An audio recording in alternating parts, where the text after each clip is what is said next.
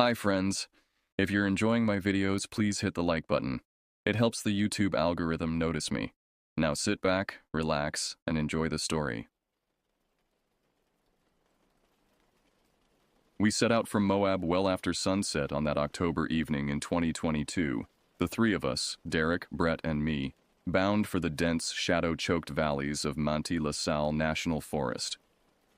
The air carried the sharp bite of autumn, and our breath formed small clouds in the frigid night air. At 28, I'd been hunting these woods for over a decade, and normally the familiar weight of my rifle and the excited panting of our dogs would fill me with confidence. Tonight felt different from the moment we parked the truck.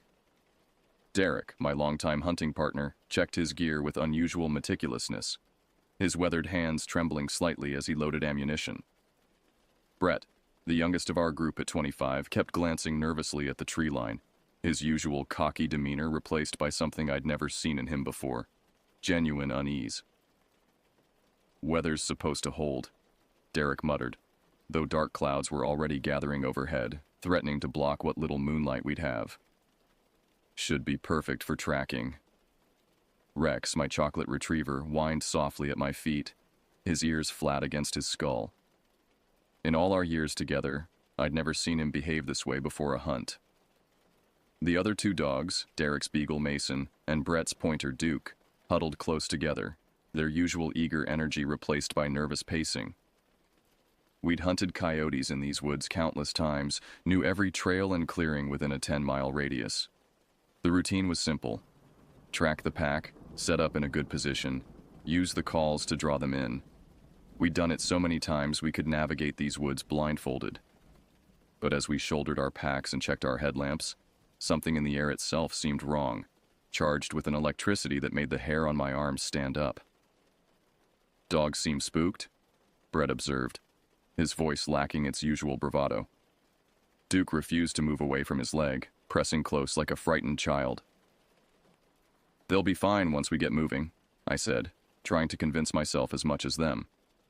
But Rex's behavior was troubling me. He was a seasoned hunting dog, trained to ignore distractions and focus on the task at hand. Tonight, he acted like he wanted nothing more than to retreat to the safety of the truck. We entered the forest just after midnight, our headlamps cutting narrow beams through the thick canopy above. The familiar crunch of leaves beneath our boots should have been comforting, but instead it seemed abnormally loud, as if the forest was listening to our every step. Derek took point, consulting his GPS occasionally, while Brett and I followed with the dogs between us. "Remember that pack we tracked last month?" Derek asked, his voice artificially cheerful. "Found them about 3 miles in, near that old logging road." "Yeah," I replied, but my mind was elsewhere, focused on the oppressive feeling that seemed to press down on us from all sides. The temperature was dropping rapidly, and our breath came in thicker clouds now, creating small halos around our light beams. 20 minutes into our hike, the first thing that struck me was the absolute silence. Not the peaceful quiet of a sleeping forest, but something far more disturbing. A complete absence of sound that felt unnatural, oppressive. Usually these woods hummed with life.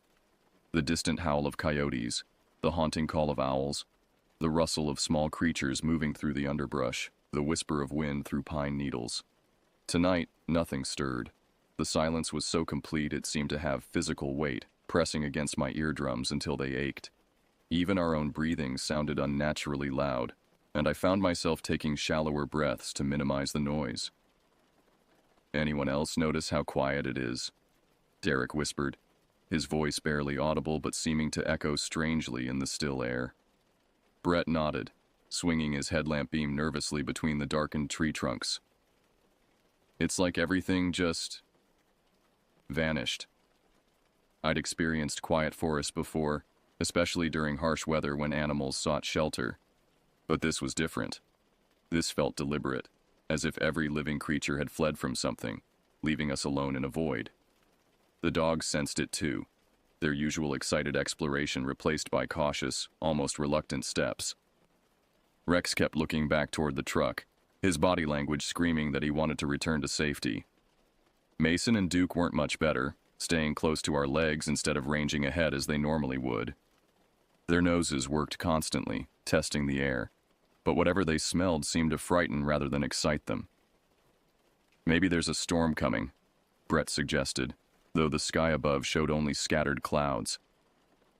Animals can sense weather changes before we can. Derek stopped abruptly, holding up his hand for silence.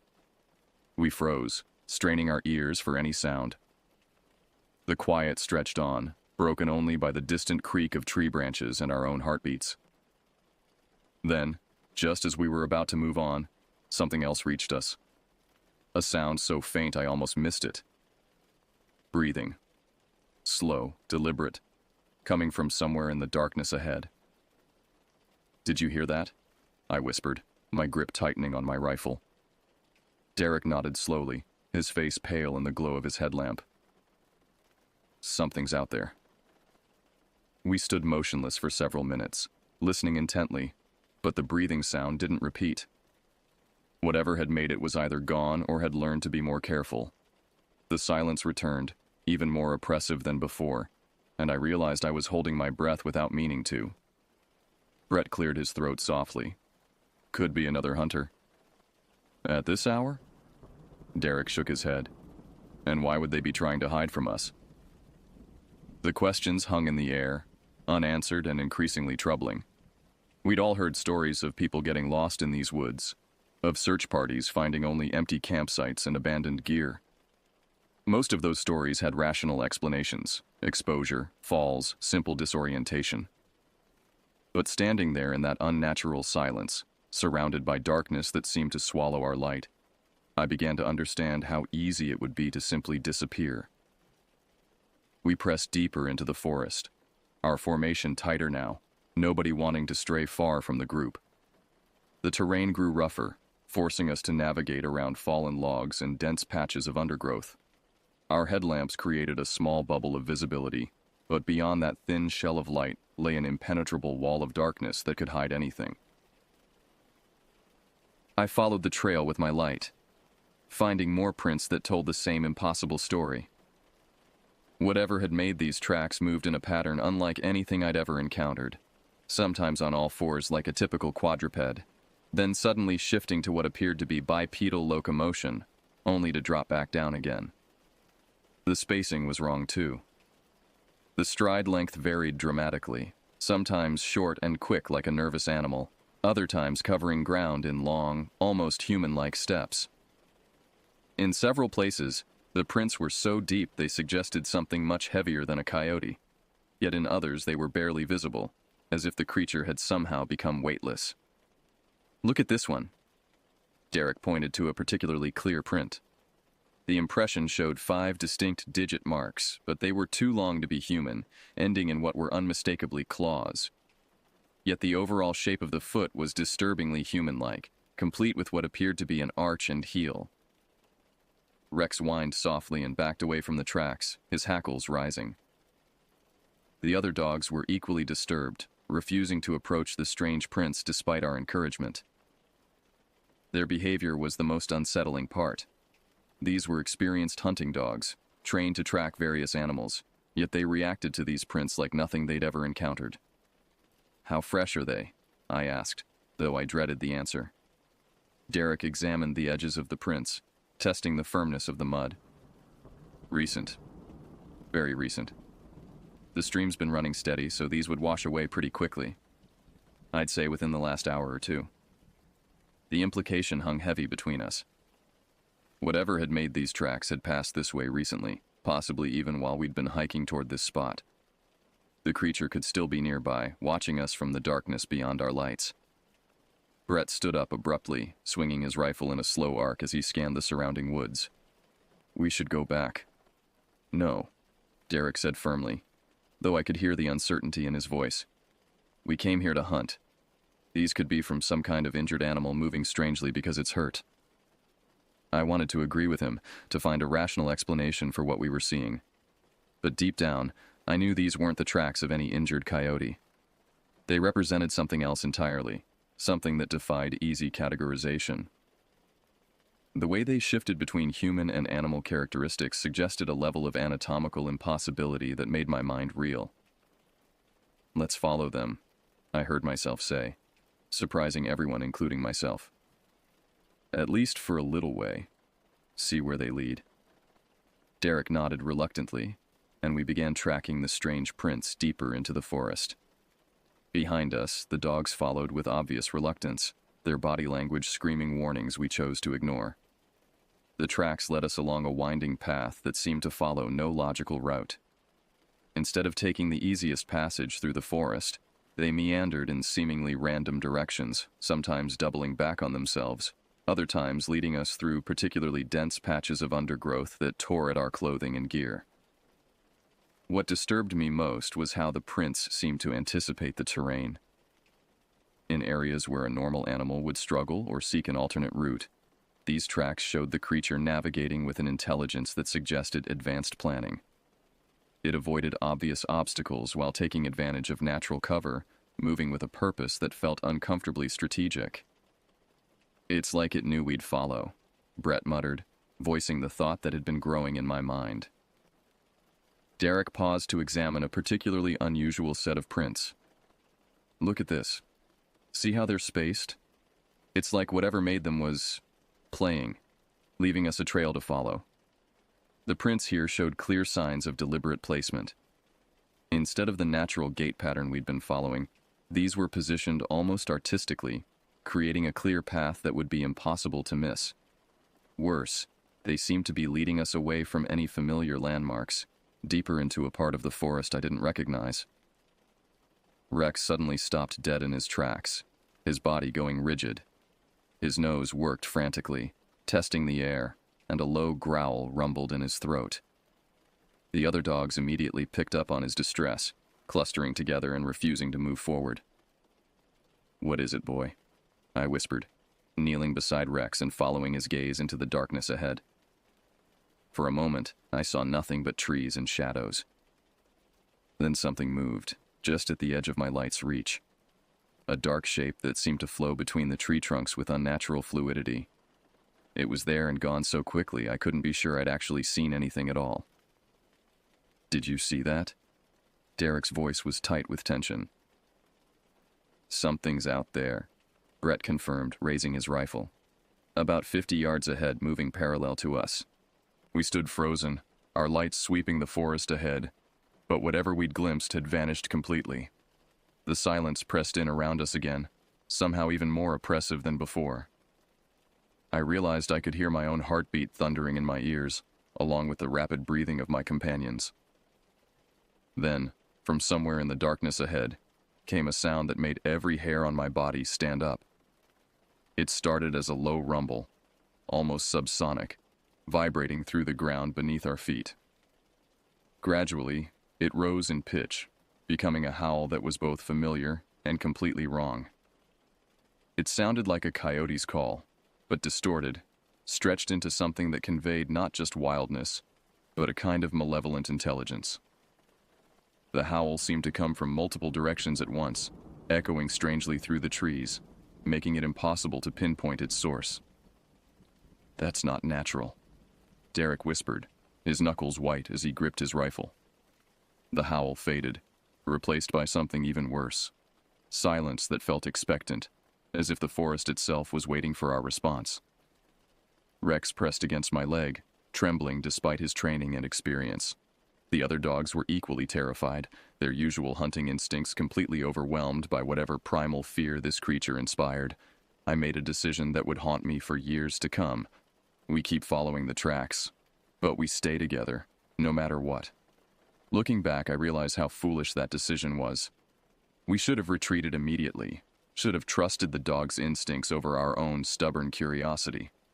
But in that moment, faced with something that challenged everything I thought I knew about the natural world, retreat felt like cowardice. The tracks continued ahead, leading us deeper into unfamiliar territory. With each step, I felt like we were being drawn into a trap, but I couldn't shake the compulsion to see where the trail would lead. Behind us, our footprints in the soft earth created our own trail, one that something else might soon be following. What happened next unfolded so quickly that my memory of it remains fragmented, like trying to recall a nightmare. One moment we were following the tracks in formation, our lights cutting through the darkness, and the next we were running blind through the forest, separated and terrified. It started with the dogs. Rex suddenly lunged sideways, barking frantically, his leash jerking from my grasp. Mason and Duke followed immediately, their leads tangling as they bolted in different directions. In the confusion of trying to catch them, our formation broke apart. "Rex!" I called, plunging after my dog as he disappeared into a thick stand of pine trees. Behind me, I could hear Derek and Brett shouting for their own animals, their voices already growing distant.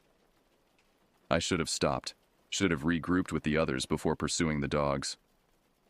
But Rex was crashing through the underbrush ahead of me, his panicked barking echoing strangely in the dense forest, and I couldn't bear the thought of losing him to whatever had terrified him so badly. Branches clawed at my face and snagged my clothing as I pushed through the undergrowth, following the sound of Rex's distress calls. My headlamp beam swung wildly, creating a disorienting strobe effect that made navigation nearly impossible.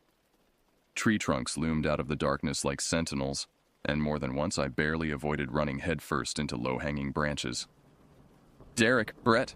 I called out, hoping to re-establish contact with my hunting partners. But my voice seemed swallowed by the forest, producing no response except a faint echo that sounded wrong somehow, as if it were being thrown back at me by something that wasn't quite an echo. Rex's barking stopped abruptly, replaced by a whimpering that sent ice through my veins. I fought my way through a particularly dense patch of undergrowth and found him huddled at the base of a massive pine tree, trembling and refusing to move despite my urgent calls. "Come on, boy," I whispered, trying to keep the fear out of my voice. "Let's find the others and get out of here." But as I knelt to gather Rex into my arms, I heard something that made my blood freeze. From somewhere behind me, close enough to be clearly audible, came Derek's voice. "Over here," he called. "I found something."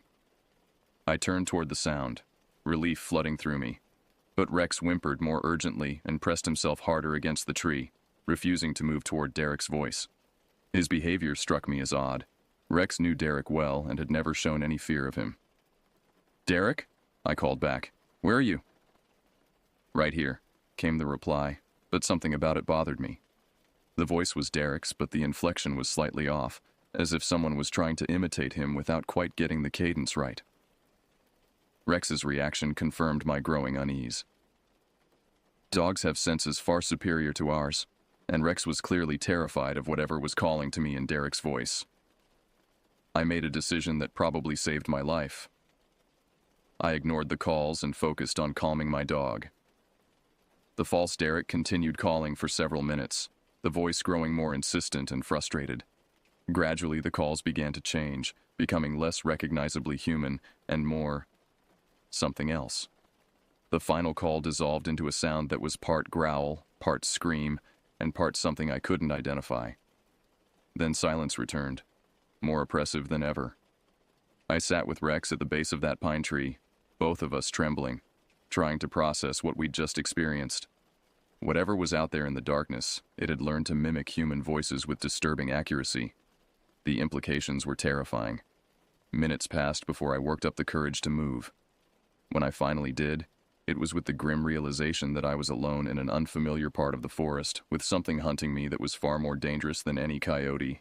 Moving through the forest with Rex pressed close to my side, I tried to maintain some sense of direction, but the darkness made navigation nearly impossible. Every tree looked identical in the narrow beam of my headlamp, and I'd lost all sense of the path we'd been following. The tracks that had led us here seemed to have vanished entirely, as if they'd never existed. Then I heard Brett's voice, calling from somewhere to my left. "Hey, over here! I found a way out!" Rex's immediate reaction told me everything I needed to know. Instead of perking up at the familiar voice, he cowered against my leg, whimpering softly. After what had happened with the false Derek, I wasn't about to be fooled again. "Brett?" I called back cautiously.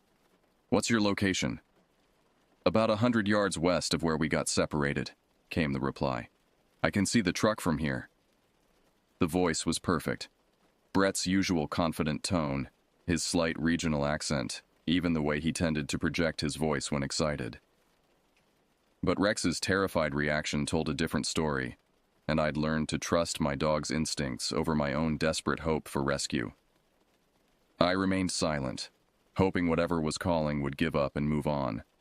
Instead, the voice became more insistent. "Come on, man. I know you can hear me. Derek's already here. We've been looking for you." The mention of Derek sent a chill down my spine. If this thing had somehow gotten to Derek, if it was capable of... I didn't want to finish that thought. Instead, I focused on moving quietly through the forest, trying to put distance between myself and whatever was using my friend's voice to hunt me. But the voice followed, always staying just out of sight but close enough to be clearly audible.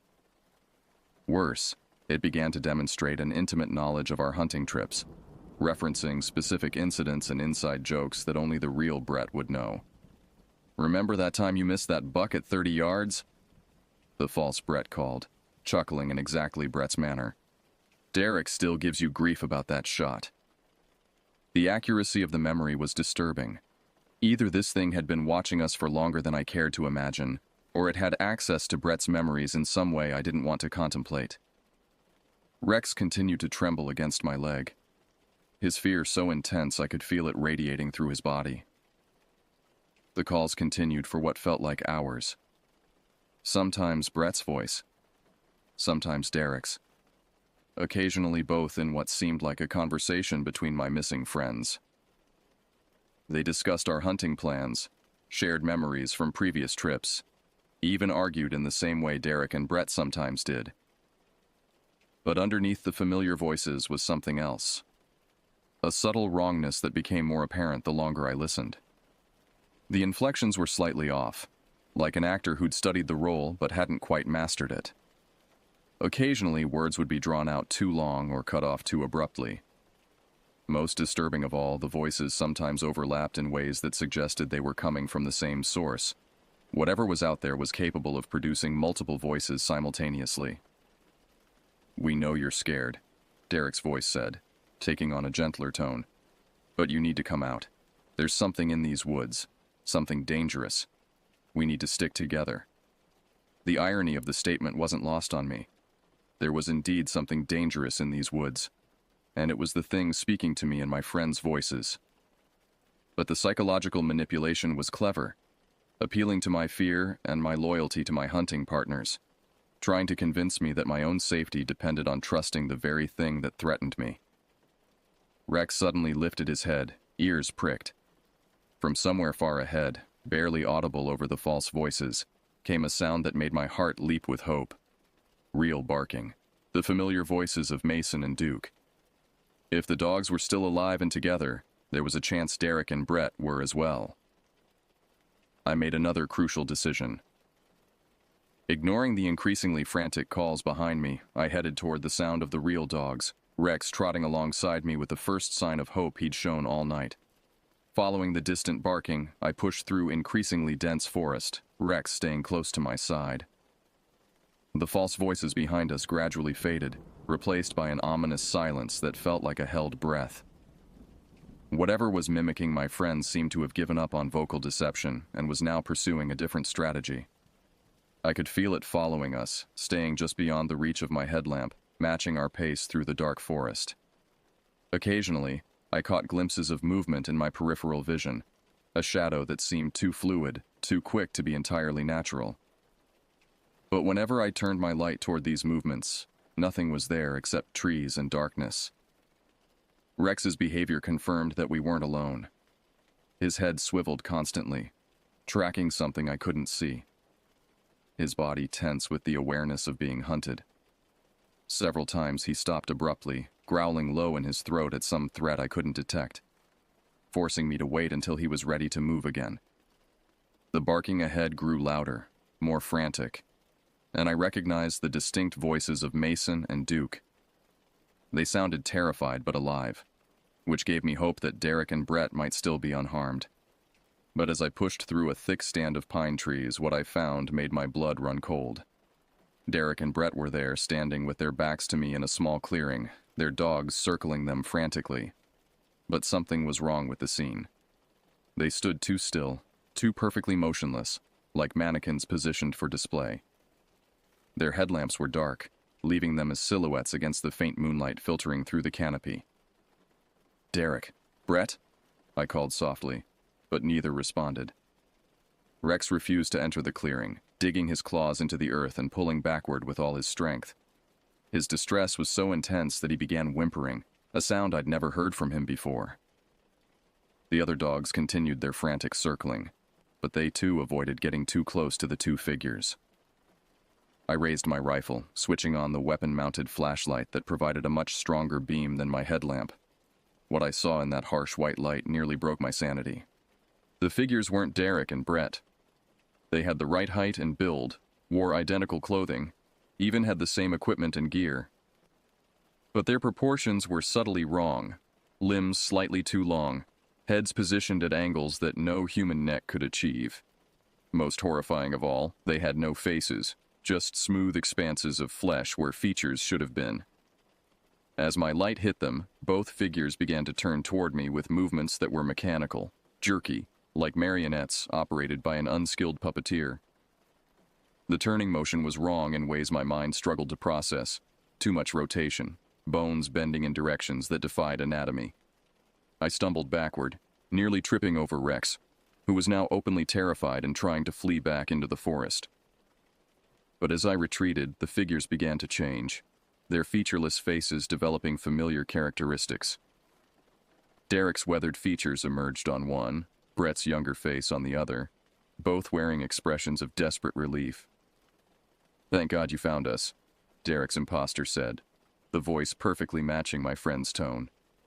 "We've been lost for hours." But the mouth movements were wrong, out of sync with the words, like a badly dubbed movie. Worse, I realized that the real Derek and Brett were nowhere to be seen. These things had either replaced them or... I couldn't bring myself to consider the alternative. "Where are Derek and Brett?" I demanded, keeping my rifle trained on the false figures. "The real ones?" The imposters exchanged a glance that was disturbingly human in its calculation. Then Derek's double smiled, an expression that was anatomically correct but completely devoid of warmth or humanity. "We are Derek and Brett," it said. "You're confused, probably suffering from exposure and exhaustion.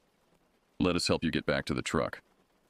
The thing began walking toward me, moving with Derek's characteristic gait but somehow wrong in every detail. Its feet didn't quite touch the ground properly, and its arms swung with mechanical precision rather than natural rhythm. I backed away, keeping my weapon aimed at center mass, but the creature continued approaching with apparent unconcern for the rifle pointed at it. Rex was now pulling desperately at his leash, trying to drag me away from the clearing, his panic infectious and escalating my own fear to near breaking point. "Stay back," I shouted, but my voice cracked with terror.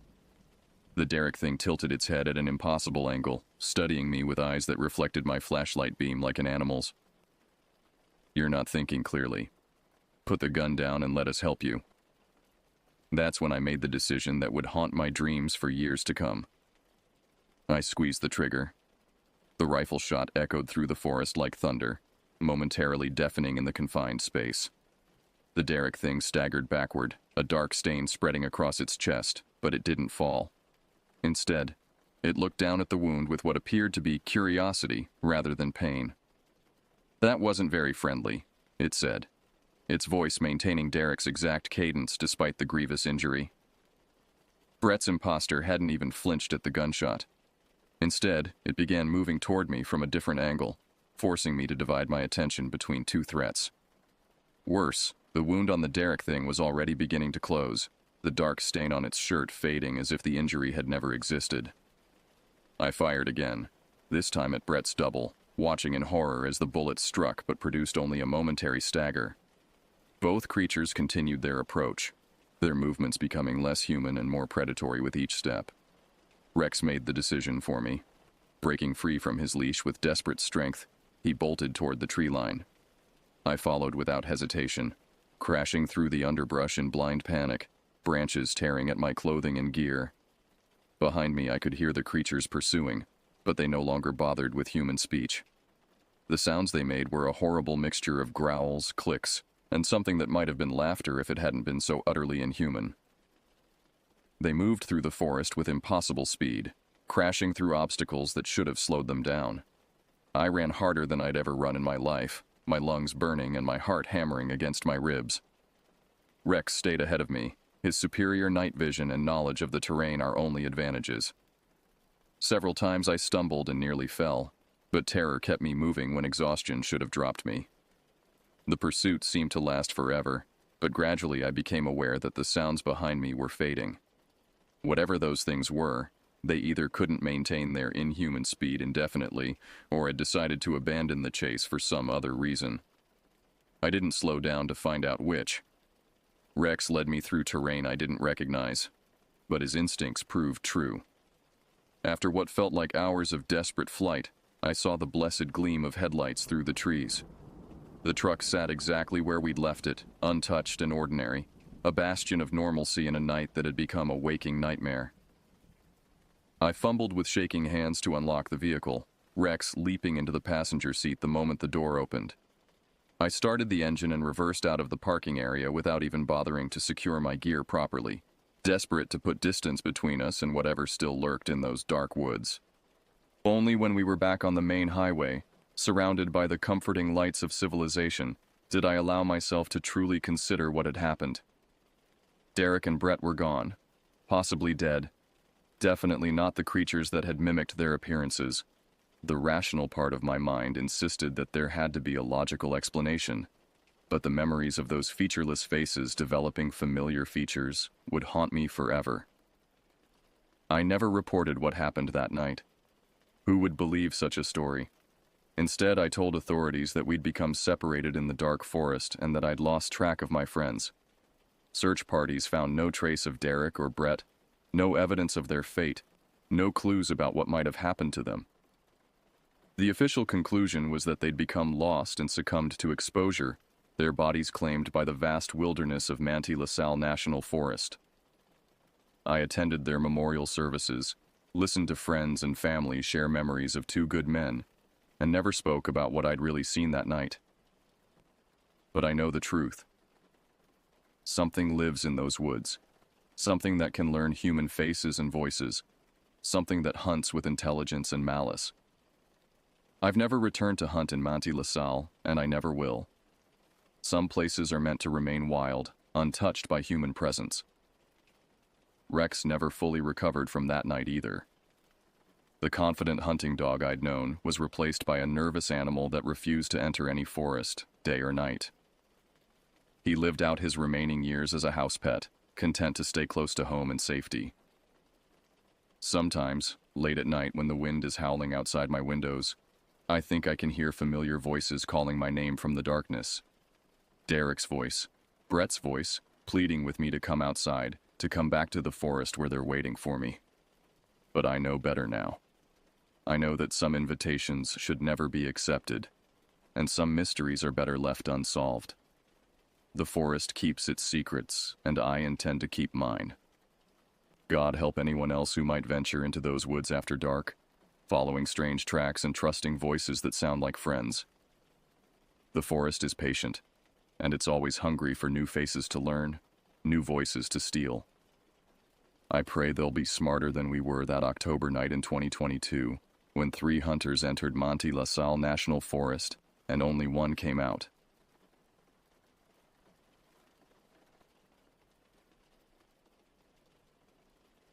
This happened when I was in middle school, back in 2009. I was about 12 years old, living in a small town on the outskirts of Seattle where nothing extraordinary ever happened. My days consisted of homework, video games, and occasionally riding bikes with neighborhood friends, until that weekend in late October that changed everything. The invitation came on a Tuesday during lunch period. My friend Grace, a girl with wild curly hair and an adventurous spirit who had moved to our town just 6 months prior, slid a handmade card across the cafeteria table. The paper was adorned with glitter and cartoon forest animals. "My parents are letting me have a camping birthday party this weekend," she announced proudly. They rented a cabin by Evergreen Lake. You have to come.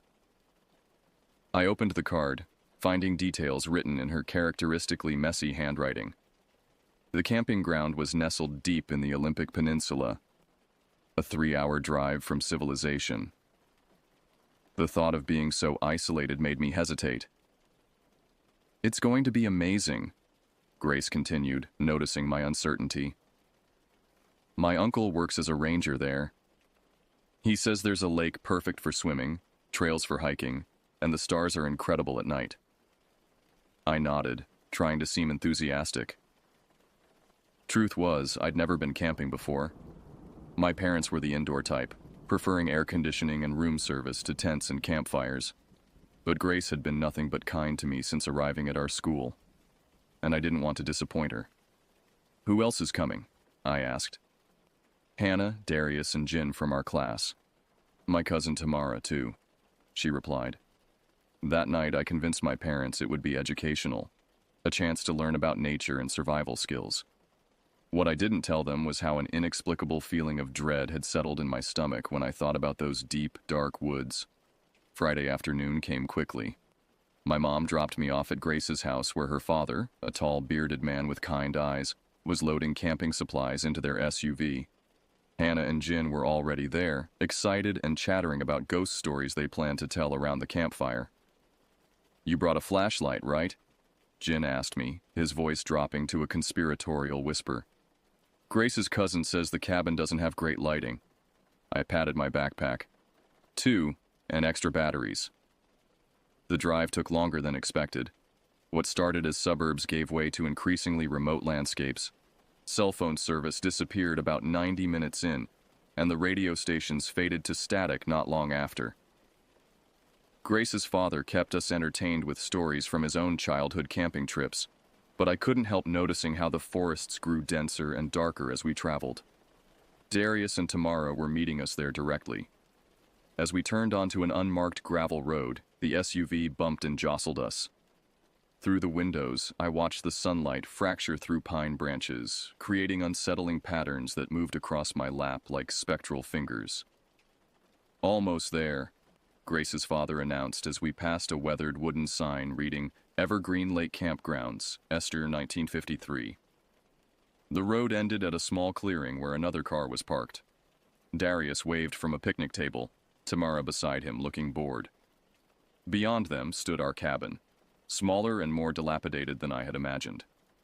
Its wooden exterior was gray with age, the windows small and dark like vacant eyes. Behind it, barely visible through the trees, I caught the silver gleam of water. Evergreen Lake. Don't look so worried, Grace whispered, nudging my shoulder. It's better inside. And wait until you see the stars tonight. I forced a smile, but couldn't shake the feeling that the forest was watching us. The cabin's interior smelled of dust and pine. 2 small bedrooms with bunk beds flanked a central living area with a wood stove, a worn couch, and a table with mismatched chairs. A crude kitchenette occupied one corner, complete with a propane stove and an ancient refrigerator that hummed ominously. Home sweet home, Grace announced, claiming a top bunk by tossing her sleeping bag onto it. Grace's father stored our food in metal containers.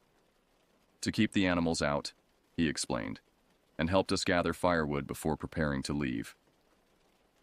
Uncle Roy will check on you kids tomorrow morning, he told Grace, handing her a 2-way radio. Channel 3 if you need anything. The ranger station is just 2 miles down the road. The adult's departure left a strange silence. We stood awkwardly in the cabin until Tamara, older than us at 15, took charge. Let's explore before it gets dark, she suggested. I want to see this amazing lake Grace keeps talking about. The path to the lake was overgrown but visible, winding through trees that seemed to lean inward as we passed. I noticed claw marks on some trunks. Bear activity, I assumed, recalling the safety videos we'd watched in science class. The thought made my throat tighten. Evergreen Lake emerged suddenly through the trees. Despite my unease, I had to admit it was beautiful. A perfect oval of dark water surrounded by towering pines, its surface reflecting the cloud-streaked sky. A small wooden dock extended about 20 feet into the water. Last one in is a rotten egg, Darius shouted, kicking off his shoes. Jin followed immediately, both boys cannonballing into the water with excited yells. I hesitated, noticing how the water swallowed their bodies, how dark it looked below the surface. Something about the stillness of the farther shore disturbed me. The way the trees there seemed denser, the shadows deeper. You coming? Hannah asked, already wading in. Maybe later, I said. I'll watch the backpacks. From my position on the dock, I studied our surroundings, trying to dismiss my growing anxiety. That's when I first noticed it. A strange silence. The forest sounds, birds, insects, wind in the branches, had completely ceased. As dusk approached, we returned to the cabin to prepare Grace's birthday celebration. Tamara had brought battery-powered lanterns that cast long shadows across the walls. Jin and Darius gathered stones to build a fire pit outside, while Hannah and I helped Grace arrange her birthday cupcakes on a plastic plate. Sorry it's not a proper cake, Hannah said. Grace smiled. Are you kidding? Camping cupcakes are the best. The fire crackled warmly, pushing back the darkness that had settled among the trees.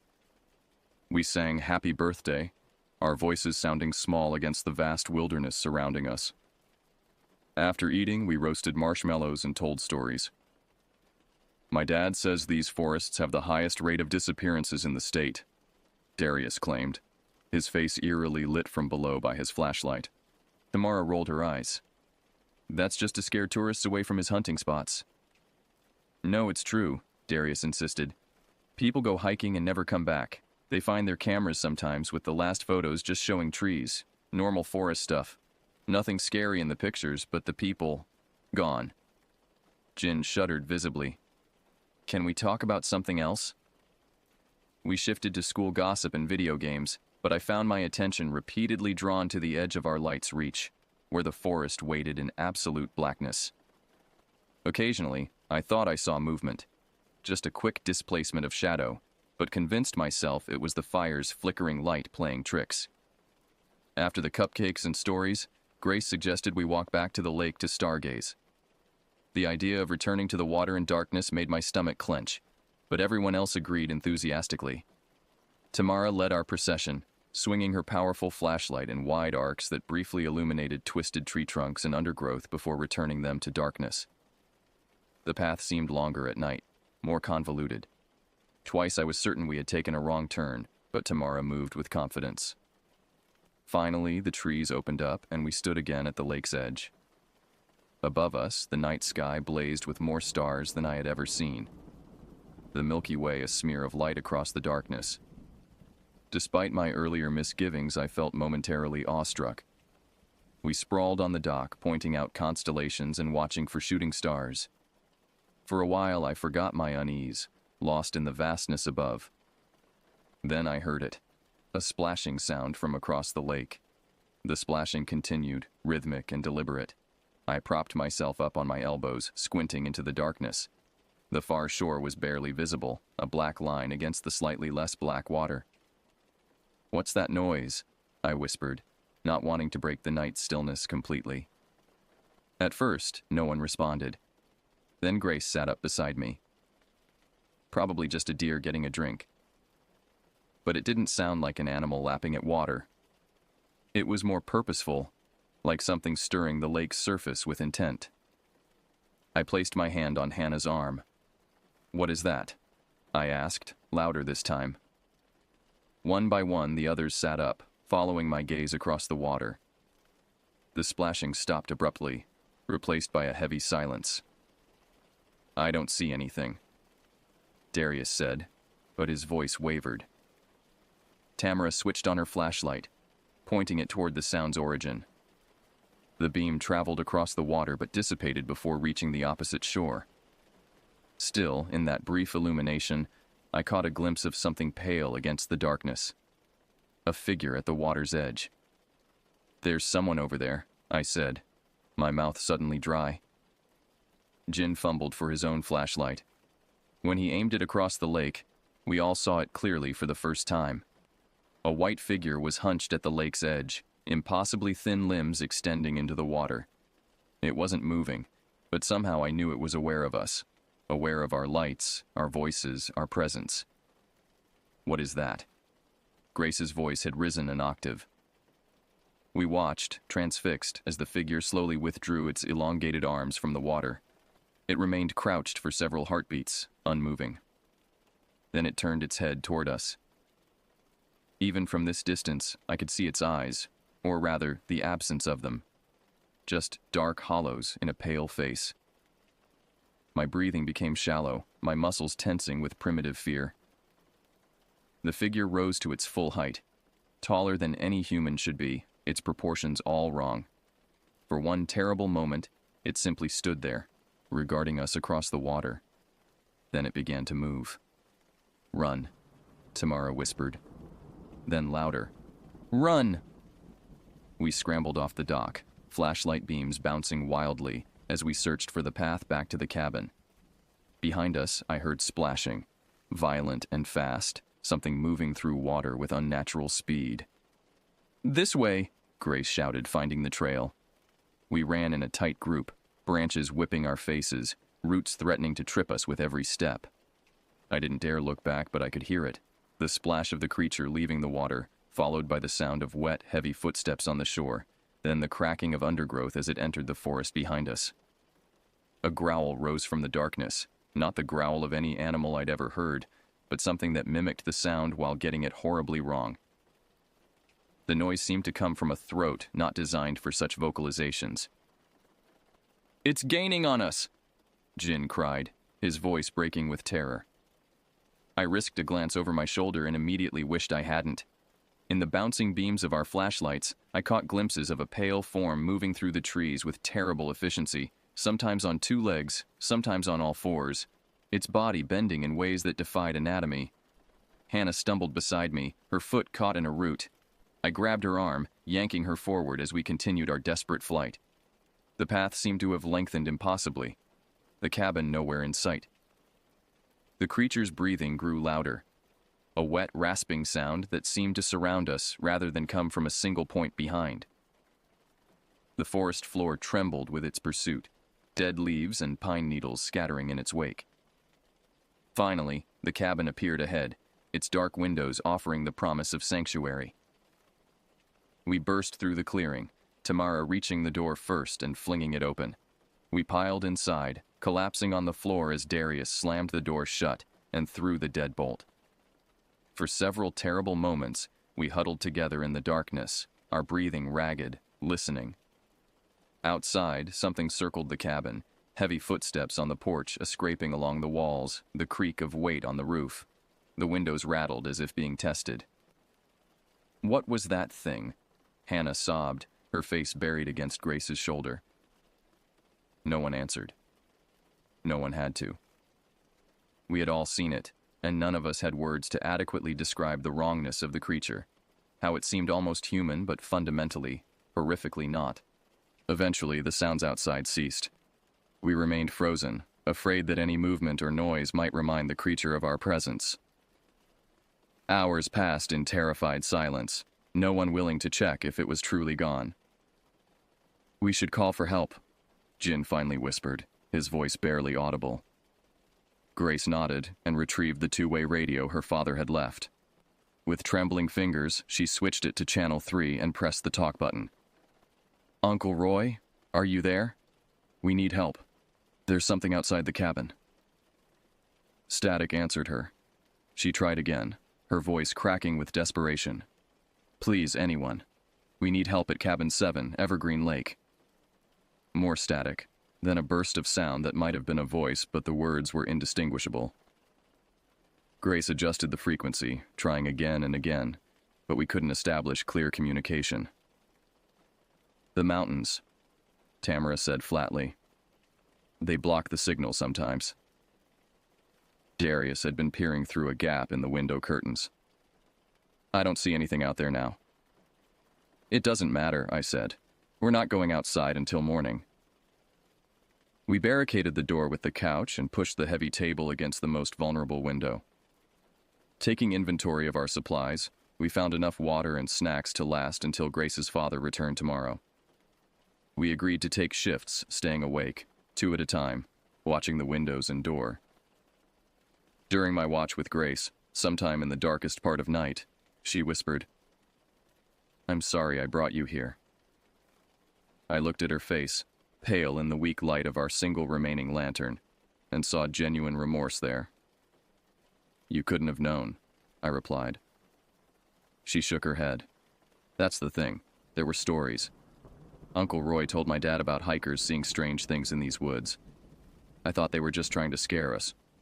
You know, typical adult stuff to keep kids from wandering off. But now..." A soft sound outside interrupted her, a gentle scratching at the wall beside us. We froze, holding our breath. The scratching continued, moving slowly around the perimeter of the cabin. When it reached the window, I saw a pale hand with too many joints press against the glass for just a moment before withdrawing.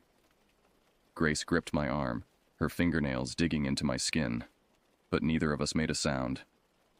Eventually, the scratching faded. "It's testing us," I whispered, looking for a way in. We woke Tamara and Darius for the next watch, but I doubt any of us truly slept that night.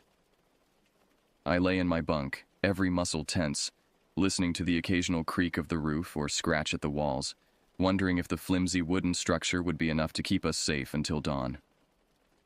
The night stretched endlessly, each minute an exercise in terror.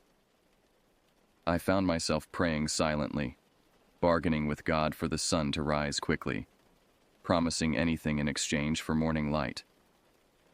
First light arrived with excruciating slowness, a gradual lessening of darkness rather than a triumphant brightness. We gathered in the main room, pale and exhausted, no one having slept more than minutes at a time. "Should we try the radio again?" Hannah asked.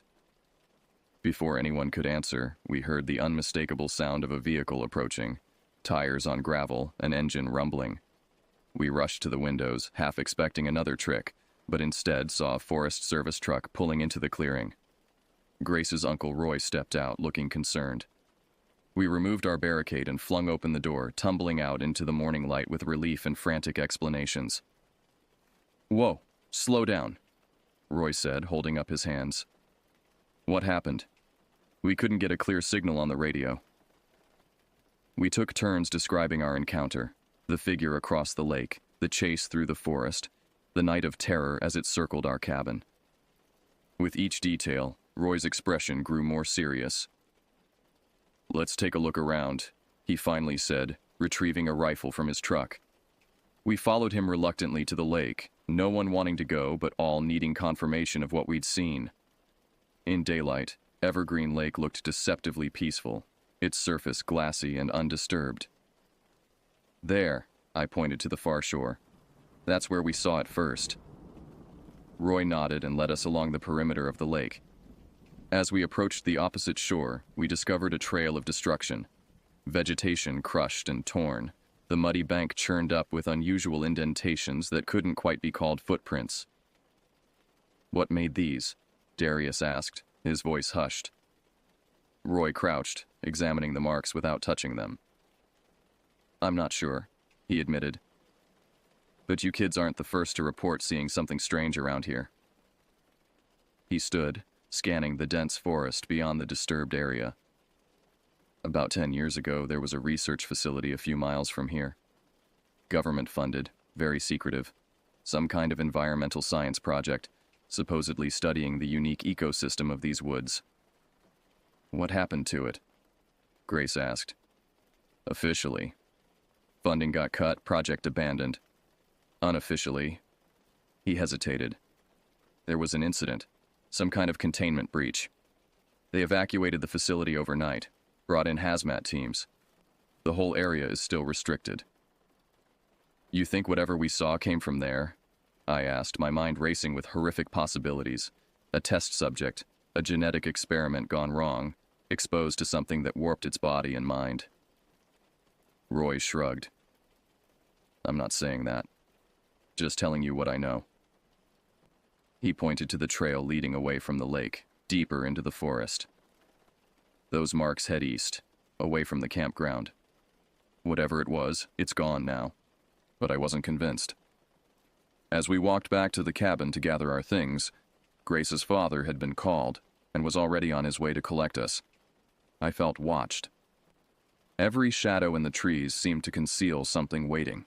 Every rustle of leaves a potential threat. We left Evergreen Lake that afternoon, none of us speaking much during the long drive home. I told my parents we'd gotten spooked by normal forest noises, not wanting to worry them, or, worse, have them dismiss our experience entirely. In the years since, I've researched extensively, looking into government facilities in the Olympic Peninsula, unexplained disappearances in national parks, unidentified creatures sighted in the Pacific Northwest. I found nothing conclusive, just fragments and rumors, whispers of something not quite human living in those remote forests. Sometimes I wake in the night, certain I've heard scratching at my window. On those occasions, I lie perfectly still until dawn, remembering how that creature moved, with purpose and patience, hunting not from hunger, but from some darker, more deliberate motivation. I never went camping again. And whenever friends mention Evergreen Lake, I find reasons to be elsewhere.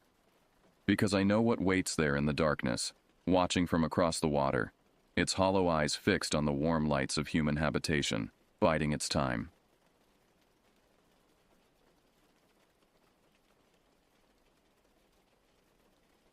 The forests of northern Minnesota conceal ancient secrets beneath layers of pine needles and winter snow. Most who venture into those woods see only the beauty, the crystalline lakes, the majestic pines, the abundant wildlife. But some of us have glimpsed what lurks beneath that serene facade, and our lives are forever altered by that knowledge. My name is Mark Peterson, former resident of Woodland, Minnesota, a place so small it barely registers on state maps. Our town was built on logging, hunting, and the stubborn resilience required to withstand the brutal northern winters. Everyone knew everyone. Gossip traveled faster than the seasonal flu, and the same families had occupied the same houses for generations. I worked as a surveyor for the county, spending most days in the vast stretches of forest surrounding our community. Those woods, particularly the dense sections of the Chippewa National Forest, were my office, my sanctuary, and eventually, the source of my nightmares.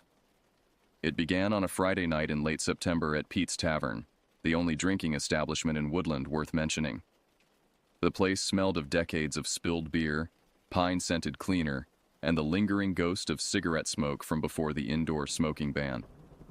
Mounted fish and faded photographs of triumphant hunters decorated the walls, silent witnesses to countless small-town conversations. I was nursing my second beer when Jake Thompson slid into the booth across from me. We'd been friends since elementary school, though our paths diverged after graduation. I stayed in Woodland while he attended the University of Minnesota to study history. He'd returned a few years ago to care for his ailing father and taken a job at the County Historical Society. "Mark," he said, his voice dropping to just above a whisper despite the din of the Friday crowd. "You ever hear about the trapper's cabin deep in the Chippewa National Forest?" I shook my head, taking another sip of my beer. Jake had always been fascinated by local legends, but there was something in his eyes that night, a feverish intensity that made me lean closer. "It's been abandoned for decades," he continued, fingers drumming nervously on the scarred wooden tabletop. "They say the trapper who built it went mad, disappeared one winter, and was never found." "Sounds like a ghost story," I laughed, but the sound fell hollow, even to my own ears. "Maybe," Jake conceded. "But there's more." He glanced around, checking who might be listening. "People who go looking for it sometimes don't come back, and those who do, well, they're never quite the same." I snorted, trying to maintain my skepticism. "Come on, Jake. How many people actually go looking for some old cabin in the middle of nowhere?" "More than you'd think," he replied, his expression dead serious. "I've been going through some old county records for work. There's a pattern, Mark. Every few years, someone goes missing in that part of the forest. Search parties find nothing. It's like they vanish into thin air." "Bears, exposure, getting lost," I countered. There are plenty of ways to die in those woods without bringing ghosts into it. Jake shook his head and pulled a folded map from his jacket pocket, spreading it on the table. I've triangulated the approximate location based on old survey records and reports from the few people who claim to have found it. I studied the map, recognizing the area. It was deep in the forest, several miles from any maintained trail. Remote, but not inaccessible to someone who knew the woods.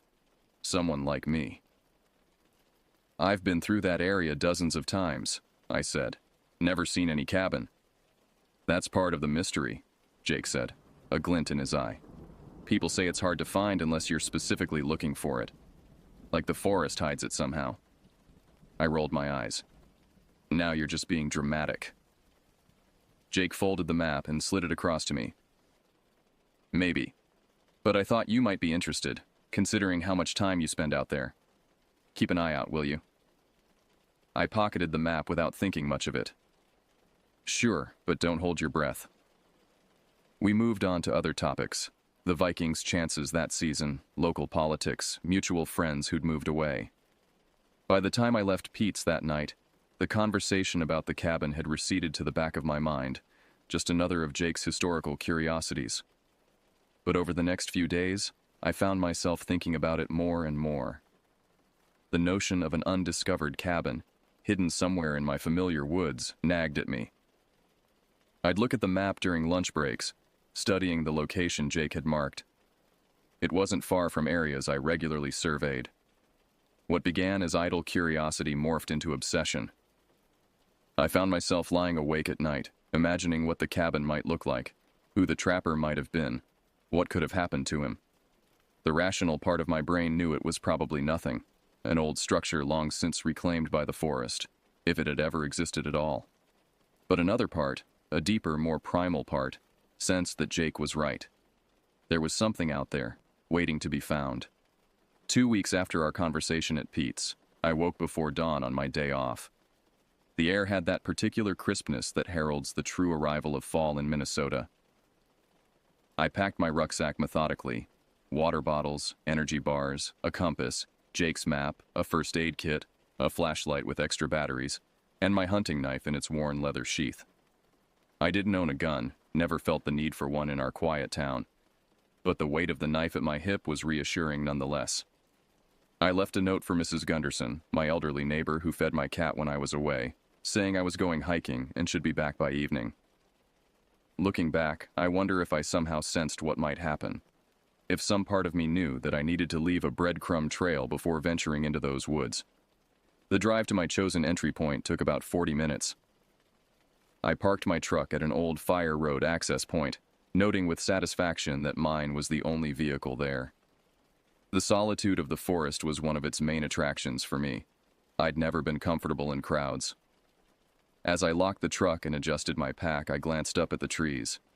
They seemed to loom over me, their branches swaying slightly in the morning breeze, as if beckoning me forward.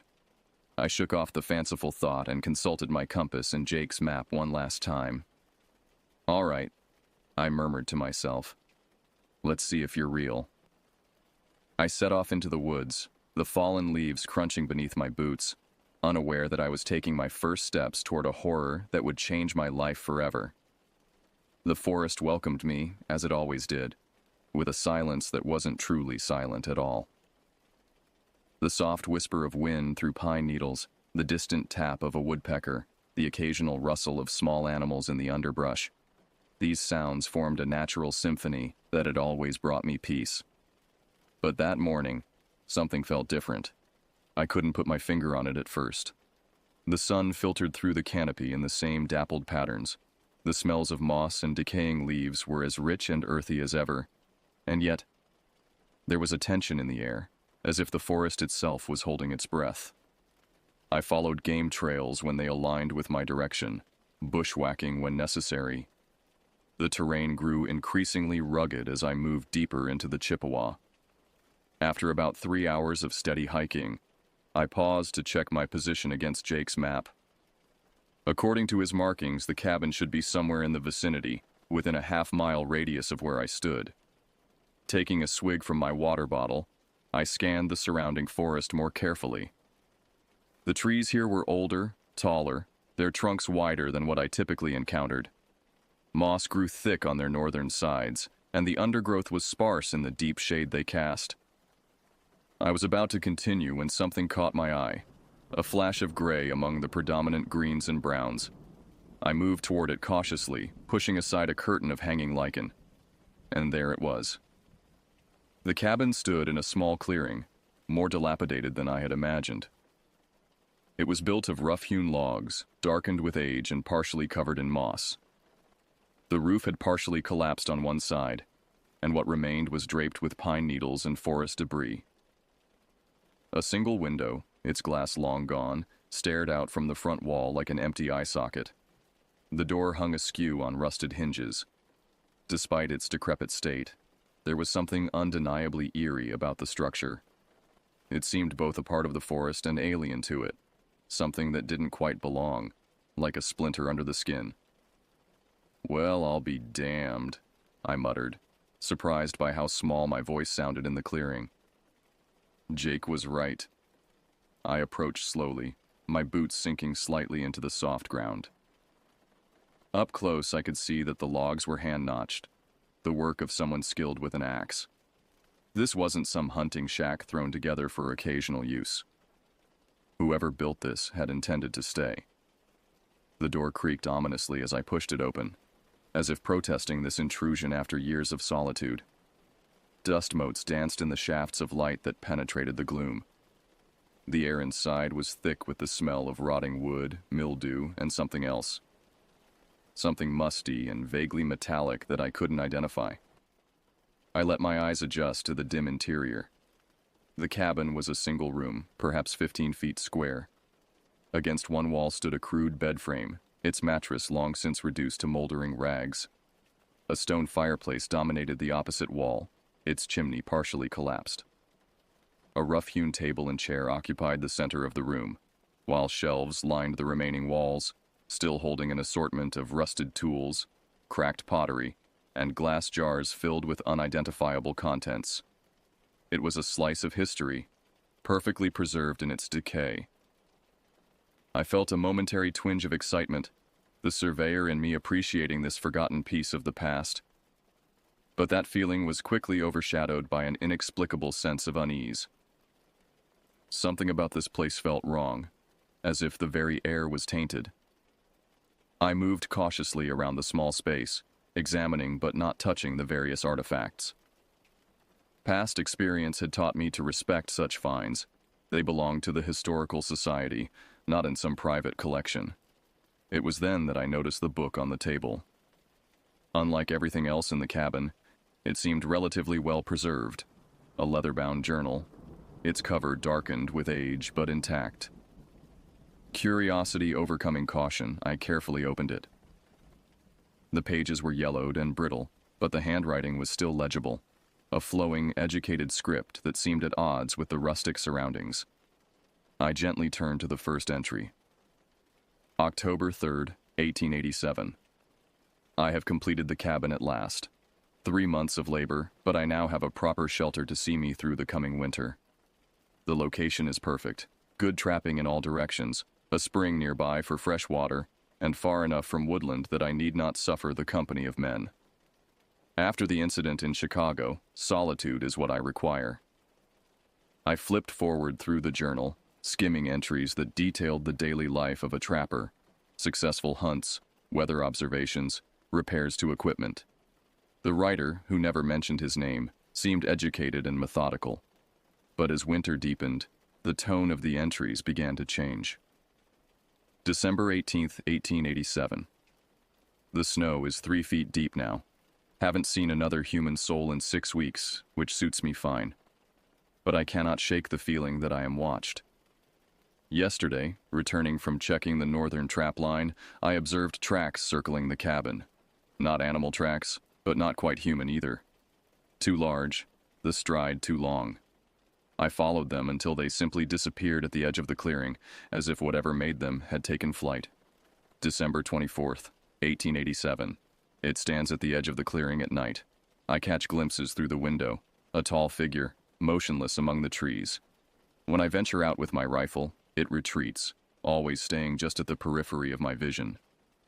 I've taken to keeping the fire burning all night. The entries grew more frantic as January progressed. January 16th, 1888. It speaks now. Not in words, but in sounds that might be words in a language never meant for human tongues. It comes closer each night. The locks on my door seem flimsy suddenly. My dreams are filled with visions of forests far older than these, of stone altars and sacrifices beneath moonlight. January 29th, 1888. I understand now. God help me, I understand what it wants. The hunger that can never be satisfied, the loneliness that spans centuries. It was here before the trees, before the land itself took shape. And it will be here long after. I have been chosen, though for what purpose I dare not contemplate. The final entry was dated February 4th, 1888. The handwriting had deteriorated to a barely legible scrawl. It is in the walls now, in the very logs I cut and placed with my own hands. I hear it moving in the wood at night, whispering promises of knowledge, of power. I have not slept in days. My supplies dwindle, but I cannot leave. It would follow. It would find me wherever I went. There is only one escape left to me now. The journal ended there. No explanation of what escape the writer had found, no indication of his fate. I closed the book, my hands trembling slightly. The rational part of my mind dismissed it as the ravings of a man driven mad by isolation and the harsh winter. But another part, a deeper, more instinctual part, recognized the ring of truth in those desperate words. As if in response to my thoughts, a sound came from outside. A rustling, too deliberate to be the wind. I froze, straining to hear. Footsteps, slow and measured, circling the cabin. I set the journal down and moved cautiously to the window. The clearing appeared empty, but as I scanned the tree line, I spotted it. A figure standing motionless at the forest's edge. It was tall, unnaturally so, its proportions wrong in ways I couldn't quite articulate. It seemed draped in ragged clothes or perhaps matted fur, and though I couldn't make out its features clearly, I had the distinct impression it was watching me, studying me. "Hey!" I called out, more from reflex than any coherent plan. The figure didn't respond. I moved to the door, some mixture of fear and curiosity propelling me forward. As I stepped outside, the figure turned and retreated into the forest, its movements fluid yet somehow wrong, like a puppet with too many joints. My heart hammered in my chest. I briefly considered pursuing it, but quickly thought better of it. Whatever, whoever it was, I had no desire for a closer encounter. I glanced back at the cabin, suddenly eager to be away from this place. As I turned to leave, my eye caught something scratched into the log beside the door. A symbol, crude but deliberate, that resembled a stick figure with too many limbs. Below it, more recently carved, were the initials J.T. Jake Thompson. He had been here. A chill that had nothing to do with the autumn air ran down my spine. I needed to leave, now. I set off at a brisk pace, no longer concerned with following my original path, just wanting to put as much distance between myself and the cabin as possible. The woods, which had always been my sanctuary, now felt threatening. Shadows seemed deeper, sounds more ominous. Every snap of a twig made me flinch, every rustle of leaves had me spinning around, expecting to see that elongated figure pursuing me. It took me nearly 2 hours to reach my truck, though the journey should have been shorter. Several times I found myself disoriented, paths that should have been familiar suddenly strange and confusing. When I finally emerged from the tree line and saw my vehicle sitting where I'd left it, I nearly wept with relief. I threw my pack into the passenger seat, started the engine, and peeled out onto the fire road, gravel spraying behind me. As I drove, I glanced repeatedly in the rearview mirror, half expecting to see that figure standing in the middle of the road, watching me retreat. There was nothing there. Just the empty road and the darkening forest beyond. But somehow, that didn't make me feel any safer. I spent that night at home in a state of nervous exhaustion, jumping at every sound. My cat, Hemingway, seemed to sense my unease, staying close and watching me with his unblinking yellow eyes. I left every light in the house on and double-checked the locks on the doors and windows repeatedly. Sleep, when it finally came, was fitful and plagued by nightmares. I dreamed of endless forests, of being pursued by something I couldn't see but could feel at my back, its breath cold on my neck. I dreamed of the cabin, its interior vastly larger than in reality, a labyrinth of rooms filled with whispering shadows. And I dreamed of the journal's author, his face always just out of sight, writing frantically as the walls of his cabin pulsed and breathed around him. I woke before dawn, drenched in sweat despite the chill in my bedroom. The rational light of morning helped restore some semblance of equilibrium. I told myself that what I'd seen in the forest was probably just a hiker or hunter. Maybe even someone like me who'd heard the legends and gone looking for the cabin. The strange proportions, the unnatural movement. Those were tricks of the light, exaggerations born of my immersion in the trapper's paranoid scribblings. By the time I showered and made coffee, I'd almost convinced myself that the entire experience had been greatly magnified by my imagination. Almost. I decided to talk to Jake. He'd been there. His initials on the cabin wall proved that. Maybe he'd seen something similar. Maybe he could shed some light on the history of the place beyond the journal's account. I tried calling his cell phone, but it went straight to voicemail. Not unusual for Jake. Cell service in Woodland was spotty at best. After a quick breakfast, I drove to Jake's small rental house on the edge of town. His car wasn't in the driveway, but I knocked anyway. No answer. I peered through the front window and saw nothing amiss, just Jake's usual organized chaos of books and papers. I wasn't immediately concerned.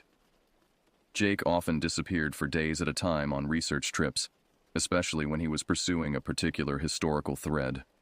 Still, I couldn't shake a vague sense of unease as I drove to the County Historical Society where he worked. Martha Olson, the elderly curator, greeted me with her usual warmth when I entered the small museum housed in what had once been Woodland's first schoolhouse. "Mark Peterson, what brings you to our humble establishment? Not often we get a visit from you unless the county's making you survey something." "Looking for Jake, actually," I said, trying to keep my tone casual. "He hasn't been answering his phone." Martha's smile dimmed slightly. "Jake hasn't been in since Wednesday. Called in Thursday saying he was taking a personal day, but we haven't heard from him since. I assumed he was under the weather." Wednesday. That would have been the day after our conversation at Pete's, when he'd first told me about the cabin. A knot formed in my stomach. Did he mention anything about research he was doing? Something about an old trapper's cabin in the Chippewa? Martha tilted her head, considering. He was very interested in the disappearances over the years. Kept poring over old newspaper archives, cross-referencing them with Forest Service maps. He was convinced there was a pattern, though I told him it was probably just coincidence. The forest is dangerous for the unprepared. So he never mentioned finding anything specific, a cabin, or... "Not to me," Martha said, then hesitated. "But he was excited about something last week. Said he might have found a primary source that would break the whole thing open." His words, not mine. You know how Jake gets when he's onto something. I did know. Jake's enthusiasm for historical mysteries was normally infectious, but now it sent a chill through me. "If you hear from him, could you ask him to call me right away? It's important." Martha promised she would, her expression concerned. As I turned to leave, she called after me. "Mark, be careful with this cabin business. There are places in those woods that... well, some things are better left alone." I nodded, not trusting myself to speak, and hurried out to my truck. My next stop was the sheriff's office. Sheriff Dan Erickson had been a year ahead of me in school, and while we weren't close friends, we maintained the cordial relationship common in small towns. Dan was at his desk, looking harried as he sorted through paperwork. He glanced up as I entered, surprise flickering across his face. "Mark, what can I do for you?" "I'm worried about Jake Thompson," I said without preamble. "Nobody's seen him since Wednesday." Dan leaned back in his chair, which creaked protestingly. 3 days isn't exactly a missing person case, Mark. Jake's a grown man, free to come and go as he pleases. I know, but it's not like him to disappear without telling anyone. He's not answering his phone. He's not at home. He hasn't been to work. Have you checked Pete's? Or maybe he went to Minneapolis for the weekend. He's got friends at the university, right? I shook my head. Something's wrong, Dan. I can feel it. Dan studied me for a moment, then sighed. All right, what aren't you telling me? I hesitated. How much should I reveal? The story of my experience at the cabin would sound delusional, but I needed Dan to take Jake's disappearance seriously. Jake was researching something, an old trapper's cabin deep in the Chippewa. He found it recently.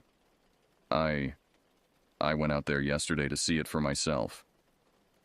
Dan's expression shifted subtly. This cabin, it wouldn't happen to be the one folks around here call the ghost cabin, would it? I blinked in surprise. You know about it? Every sheriff in Woodland County for the last 100 years has known about it, Dan said, his voice low despite the empty office. It's part of the unofficial briefing when you take the badge. Most dismiss it as local superstition, but... But what, Dan? He stood abruptly and moved to a filing cabinet in the corner. After rummaging through several drawers, he extracted a manila folder and placed it on his desk. This is my personal file. Not official department records, just things I've noticed over the years. I opened the folder. Inside were newspaper clippings, handwritten notes, and photocopies of older documents, all related to disappearances in the Chippewa National Forest. Some dated back to the early 1900s. 27 people, Dan said, his voice barely above a whisper. That's how many have vanished in that specific area of the Chippewa since records began. No bodies, no evidence of foul play, no explanations. Just gone. I flipped through the documents, a chill creeping up my spine. The disappearances occurred in clusters, 3 or 4 over the span of a few months, followed by years of nothing. The most recent had been in 2018, a family of hikers who'd vanished without a trace. Why isn't this common knowledge? I asked. Why aren't there warnings, closures of the area? Dan ran a hand through his thinning hair. Politics, tourism, the rational explanations, bears, exposure, people getting lost, are easier for folks to accept. And honestly, until you mentioned the cabin, I'd never made the connection myself. It's just... that part of the forest has always had a bad reputation. I showed him Jake's map with the cabin's location marked. Dan studied it, his face grim. I'll put out an APB on Jake's vehicle and send a deputy out to do a proper welfare check at his place. But Mark? His eyes met mine. Stay away from that cabin. If Jake wandered out there alone... He didn't finish the sentence. He didn't need to. I left the sheriff's office with a promise to call if I heard from Jake. But as I drove home, I knew I wouldn't be staying away from the cabin. Whatever was happening, Jake was mixed up in it, and I couldn't just abandon my friend. The next day was Sunday. I spent it calling everyone who might have seen Jake, mutual friends, his co-workers, even his ex-girlfriend in Minneapolis. No one had heard from him. By evening, my concern had transformed into near panic. I couldn't shake the image of that figure at the forest's edge, nor the final, desperate words in the trapper's journal. Monday morning brought news, but not the kind I'd hoped for. Dan called early, his voice tight with stress.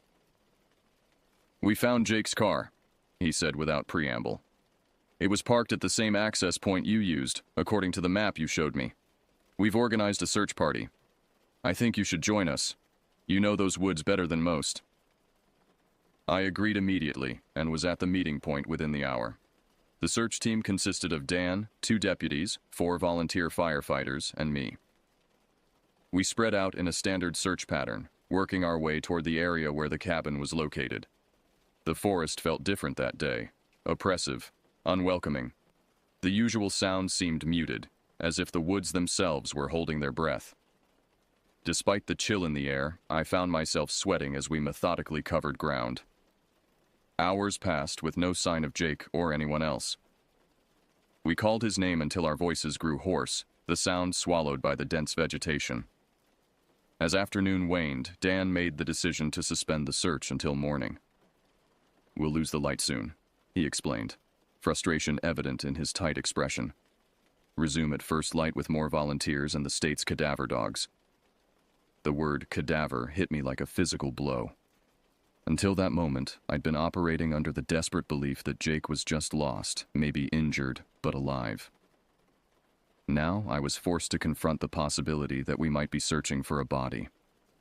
That night, unable to sleep, I pored over the documents Dan had allowed me to copy. The pattern of disappearances was eerier than he'd let on. They occurred in roughly 20-year cycles, with the most recent cluster starting in 2018. If the pattern held, more people would vanish this year. The most disturbing document was a statement from a forest ranger dated 1956. He claimed to have found the cabin during a routine patrol and spent the night there when a sudden storm hit. In his statement, he described movements in the walls and whispering that came from everywhere and nowhere. He'd fled at first light, becoming disoriented in familiar territory. When he finally made it back to his station, 3 days had passed, though he insisted he'd only been gone overnight. The ranger quit his job a week later and moved out of state. I woke the next morning gritty-eyed but determined. The expanded search team gathered at dawn, nearly 30 people now, including volunteers from neighboring towns and a K-9 unit with experienced handlers. Dan gave instructions, emphasizing safety and communication protocols. We were to maintain radio contact at all times and report anything unusual immediately. The day passed in a blur of crashing through underbrush, calling Jake's name, and checking increasingly unlikely locations. By mid-afternoon, morale was flagging. The dogs had found no scent. The search of Jake's house and computer had revealed nothing helpful, and even the most optimistic among us were beginning to lose hope. That's when the radio crackled with the voice of Bill Hawkins, one of the volunteer firefighters. "I've found something," he said, his voice tinny through the small speaker. "About 2 miles northeast of base camp. Looks like a cabin. Old one." My blood ran cold. I glanced at Dan, who was already consulting his map. "That's nowhere near where it should be," I said, pointing to the location Jake had marked. "The cabin's here, not there." Dan's expression was grim. "Stay put, Bill. We're coming to you." It took us 20 minutes to reach Bill's position, my mind racing the entire time. How could the cabin have moved? It wasn't possible. Yet as we approached the clearing Bill had described, there it was. The same dilapidated structure I'd visited days earlier, logs darkened with age, roof partially collapsed. "That's it," I whispered to Dan. "That's the cabin. But it's not where it's supposed to be." Dan's hand moved to the gun at his hip, a reflexive gesture. "Let's check it out. Everyone else, secure the perimeter." We approached cautiously, the fallen leaves silent beneath our feet. The door hung askew just as before, but something was different. A smell emanating from inside, copper-sharp and unmistakable. Blood. Dan drew his weapon. "Stay behind me," he ordered, his voice professional but tight. He pushed the door open with his foot, gun raised. The smell intensified, and as my eyes adjusted to the gloom, I saw why. The interior walls of the cabin were smeared with blood. Not random splatters, but deliberate patterns. Symbols similar to the one I'd seen carved by the door, but more elaborate, more numerous. The crude table still stood in the center of the room, but now something lay upon it. Something covered with a stained canvas tarp. Dan moved forward, his training overriding the horror that had frozen me in place. With one hand, he lifted a corner of the tarp. I caught only a glimpse of what lay beneath before my mind rejected the image. Matted hair, flesh torn in long, parallel strips, exposed bone gleaming wetly in the dim light. But it was enough to recognize the plaid shirt, now sodden with dark fluid. Jake. I staggered backward, a scream building in my throat. Dan dropped the tarp and grabbed my arm, pulling me toward the door. "Out! Everyone out now!" He shouted into his radio, his voice breaking with urgency. We stumbled into the clearing where the search team had gathered. Dan was shouting orders, calling for backup, evidence techs, the county coroner, but his words seemed to come from far away. My ears were filled with a rushing sound, like wind through trees, though the air was perfectly still. And then I saw it. At the edge of the clearing, half hidden among the ancient pines, stood the figure. In daylight, its wrongness was even more apparent. Limbs too long and jointed in impossible places, its head cocked at an angle that would snap a human neck. It wore what looked like rags or perhaps strips of bark, and though I still couldn't make out its features clearly, I felt its gaze fixed on me. "Dan," I croaked, pointing with a trembling hand. He spun, gun raised, but his expression showed only confusion. "What? What is it?" "There," I insisted. "Right there at the tree line." Dan squinted in the direction I was pointing. "I don't see anything, Mark." But others had noticed my distress. Bill stepped forward, following my gaze, and his face drained of color. "Holy Mother of God," he whispered. One by one, members of the search party spotted the figure. Some backed away in terror, others froze in place. A woman began to pray in rapid, desperate Spanish. The figure took a step forward, emerging partially from the tree line. In that moment, I understood what the trapper had written about. The ancient hunger. The patient malevolence that had existed before the forest itself. This wasn't a ghost or a monster in any conventional sense. It was something far worse. Something for which our language had no name. Dan finally saw it. His gun wavered in his hand. "What the hell is that thing?" he breathed. Before anyone could answer, the figure moved. Not toward us, but sideways, circling the clearing with that fluid yet wrong motion. As it moved, the light seemed to bend around it, distorting my perception. For a moment, I thought I saw not one figure, but many, overlapping like multiple exposures in a photograph. Then the world twisted. The only way I can describe it is to say that reality itself seemed to fold inward. The trees, the sky, the very air rippled like the surface of a pond. I felt a pressure in my ears, a sensation of falling though my feet remained planted on solid ground. When the disorientation passed, the figure was gone, and so were 3 members of our search party. Chaos erupted in the clearing. People shouted names, counted heads, tried desperately to make sense of what had just happened. Bill Hawkins and 2 others, Elena Rodriguez and Mike Denton, had simply vanished. There one moment and gone the next. Dan tried to maintain order, but I could see the shock in his eyes, the fundamental disbelief as his understanding of the world crumbled around him. This wasn't something that could be solved with police procedure or rational investigation. We had stepped into territory beyond human comprehension. The cabin, when we turned back to it, was empty. No blood-smeared walls, no covered shape on the table. No sign that Jake or anyone else had ever been there. Just dust and abandonment, exactly as I'd first found it. The search devolved into a retreat.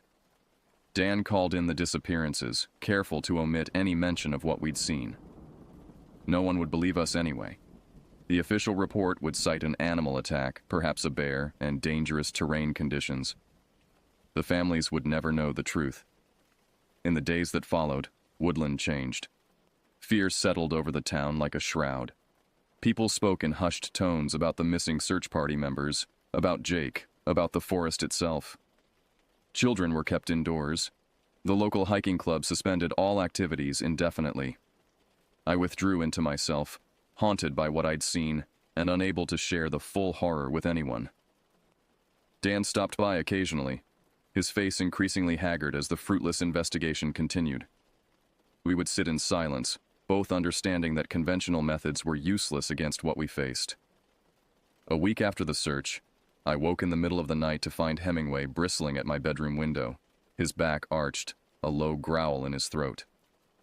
Outside, the yard was bathed in pale moonlight, and at the edge of the tree line that marked the beginning of the forest behind my house, a familiar elongated silhouette stood watching. I didn't sleep again that night, or many nights after. The figure began appearing regularly, at my window, reflected in my computer screen, glimpsed from the corner of my eye while driving. Always watching, always just out of clear view. I began to understand the trapper's descent into paranoia. Reality itself seemed thin, permeable, with something ancient and hungry pressing against it from the other side. My work suffered. I made errors in my surveys, forgot appointments, snapped at colleagues. Eventually, I took a leave of absence, citing personal reasons. Alone in my house, I devoted myself to understanding what we faced. I spread Dan's documents across my dining room table, added printouts of my own research, and began looking for patterns beyond the obvious cycle of disappearances. I created a timeline, marking not just when people vanished, but other unusual occurrences in the area. Unexplained animal deaths, reports of strange lights or sounds, even significant weather anomalies. A pattern emerged, one that aligned with astronomical events. The disappearances clustered around specific celestial alignments that occurred every 20 years or so. The next such alignment was less than a month away. Armed with this revelation, I returned to the Historical Society, now operating under interim management since Jake's disappearance. I spent days in their archives, piecing together the history of the area before white settlement. What I found disturbed me deeply. The indigenous Ojibwe people had avoided that particular section of forest for centuries. Their oral histories spoke of a thin place, where the barrier between worlds weakened, allowing passage of entities they called the Long Walkers, or those who stand between trees. The stories described rituals once performed to keep these entities at bay, rituals abandoned after European missionaries arrived. I took my findings to Dan, who listened with the weary acceptance of a man who had seen too much to dismiss anything outright. So what are you saying? That this thing, whatever it is, has been taking people for centuries? And it's going to take more when this alignment happens? I think it's been doing this since before humans arrived here, I said, my voice hoarse from too little sleep and too much coffee. And yes, I believe it's building towards something. The disappearances are accelerating. First Jake, then 3 search party members. The pattern suggests it needs, I don't know, a certain number before the alignment. Needs them for what? Dan asked, though his expression suggested he didn't really want to know. The journal said something about hunger, about loneliness spanning centuries. I think it feeds somehow, not on bodies, but on something else. Fear, maybe, or some essential human quality we don't have words for. Dan was silent for a long moment, staring at the papers spread across his desk. Finally, he looked up, his eyes hollow with fatigue. What do we do, Mark? How do we fight something like this? I had been asking myself the same question for days. The answer had come to me in fragments, pieces of a terrible puzzle that I'd been reluctant to assemble. We can't fight it, not directly, but the Ojibwe knew how to contain it, how to strengthen the boundary between worlds. If we could recreate their ritual. And how exactly do we do that? It's not like we can look it up on Google. No, I agreed. But there might be records at the University of Minnesota's anthropology department. And there's one other source. What's that? I hesitated, knowing how it would sound. The cabin itself. The trapper's journal mentioned understanding at the end. I think he learned something. Something that's still there in the cabin, if we know how to look for it. Dan shook his head. You want to go back there? After what happened? I don't see another option. More people will disappear if we do nothing. And next time, it could be anyone. You. Me. Someone from town who just happens to be in the wrong place at the wrong time. The thought hung between us, heavy with implication. Finally, Dan nodded. I can't officially sanction this. You understand that, right? As far as the department is concerned, we've got animal attacks and people getting lost in rough terrain. I understand. But unofficially, he reached into his desk drawer and withdrew a small object, a tarnished silver key. This was found among Jake's personal effects. We don't know what it opens, but given where he was researching. I took the key, its metal cold against my palm. It was old, ornate, the kind that might open an antique cabinet or chest. "Thank you," I said, pocketing it. "Don't thank me," Dan replied grimly. "Just be careful. And Mark, don't go alone." But as I left his office, I knew that's exactly what I would do. I couldn't risk anyone else's life in this endeavor. The weight of Jake's death, of the missing search party members, already pressed down on me like a physical burden. I couldn't add to it. That night, I prepared. I packed a backpack with essentials, food, water, a first aid kit, extra batteries for my flashlight. After some consideration, I added items that might have ritual significance based on my research. Sage bundles, a silver knife purchased from an antique store, chalk for drawing protective symbols. As I worked, I felt the presence watching me from outside my window. When I turned to look, I saw not just one figure but several, their elongated forms silhouetted against the night sky. They were gathering, preparing for their harvest. I slept fitfully, waking often to check that my doors and windows remained secure. In my dreams, I walked through endless forests where the trees whispered with human voices and the ground pulsed beneath my feet like a living heart. Morning came with a sense of grim determination. I loaded my truck before dawn, pausing only to leave food and water for Hemingway and a note for Mrs. Gunderson explaining that I'd be gone for a few days on work business. A lie, but a necessary one. The drive to the forest was tensely quiet. No radio, no passing traffic, just the sound of my own breathing and the steady hum of tires on asphalt. The sky was overcast, threatening rain, which suited my mood. I parked at a different access point than before, one farther from where Jake's car had been found. It meant a longer hike to the cabin's presumed location, but it also meant I was less likely to be followed or interrupted. As I stepped into the forest, I felt its awareness settle over me like a physical weight. The trees seemed to lean inward, watching my progress. The usual sounds of wildlife were absent, replaced by an unnatural silence, broken only by the soft crunch of my boots on fallen leaves. I consulted my compass regularly, though I knew the cabin might not be where I expected. It seemed to shift location, appearing where it was needed, or where it could feed. Still, I had to start somewhere, and Jake's original map coordinates were my best guess. Hours passed as I hiked deeper into the Chippewa. The terrain grew increasingly difficult.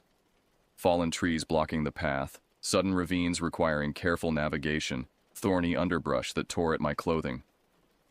It felt deliberate, as if the forest itself was trying to impede my progress. By mid-afternoon, I should have reached the clearing according to my calculations. Instead, I found myself in an unfamiliar section of forest, where the trees grew unnaturally close together, their trunks twisted into grotesque shapes as if they had grown around some invisible obstacle. That's when I noticed the markings. At first, I thought they were natural formations in the bark, perhaps the result of disease or insect damage. But as I looked closer, I saw that they formed distinct patterns, the same symbols I'd seen smeared in blood on the cabin walls during the search. I traced one with my finger, feeling its grooves beneath my skin. The marking seemed to pulse with warmth, though the wood around it remained cool to the touch. As I studied it, the forest around me shifted subtly, the quality of light changing, shadows deepening, the very air growing thicker, and I understood.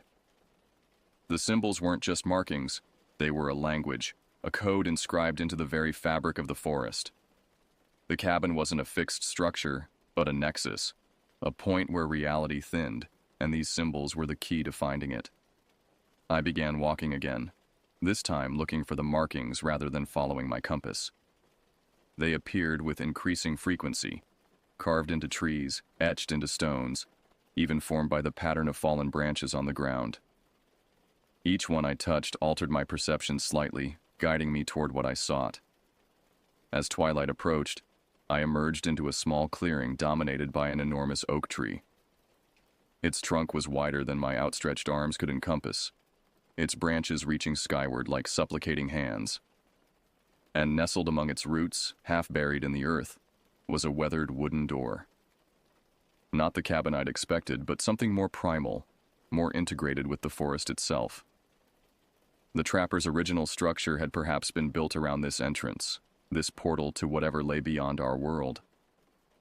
I approached cautiously, my hand moving to the silver key in my pocket.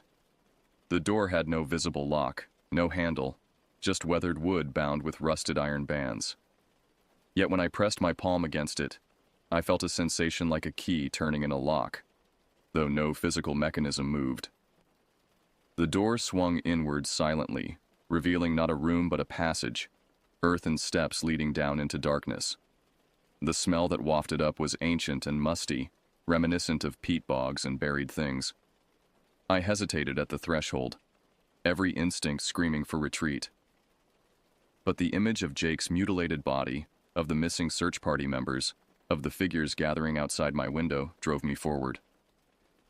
I switched on my flashlight and began my descent into the heart of the mystery. The stairs descended far deeper than seemed possible, spiraling downward in a tight helix that made me increasingly disoriented. The earthen walls gave way to stone, smooth and featureless except for occasional markings similar to those I'd followed through the forest. My flashlight beam seemed inadequate against the profound darkness, illuminating only a few steps ahead at a time. The air grew colder, damper, carrying that same ancient smell of decay and something else. A subtle musk that reminded me of the figure I'd seen watching from the tree line. After what felt like hours of descent, I reached the bottom. My flashlight revealed a vast underground chamber, its ceiling lost in darkness, its walls curving away into shadow. The floor was smooth stone, worn by countless feet over untold centuries. And at the center of the chamber stood the cabin. Not as I'd seen it before, dilapidated and weathered, but intact, pristine, as it must have appeared when newly built. Its logs gleamed with fresh-cut sap, its roof tightly shingled, its door and windows perfectly aligned. It looked bizarrely out of place in this subterranean setting, like a stage prop placed in the wrong scene. I approached warily, aware of movement in the periphery of my vision, shadowy forms that vanished when I turned to look directly at them. The sense of being watched was overwhelming, pressing down on me from all sides. The cabin door bore a proper lock this time, an antique keyhole that matched the tarnished key Dan had given me.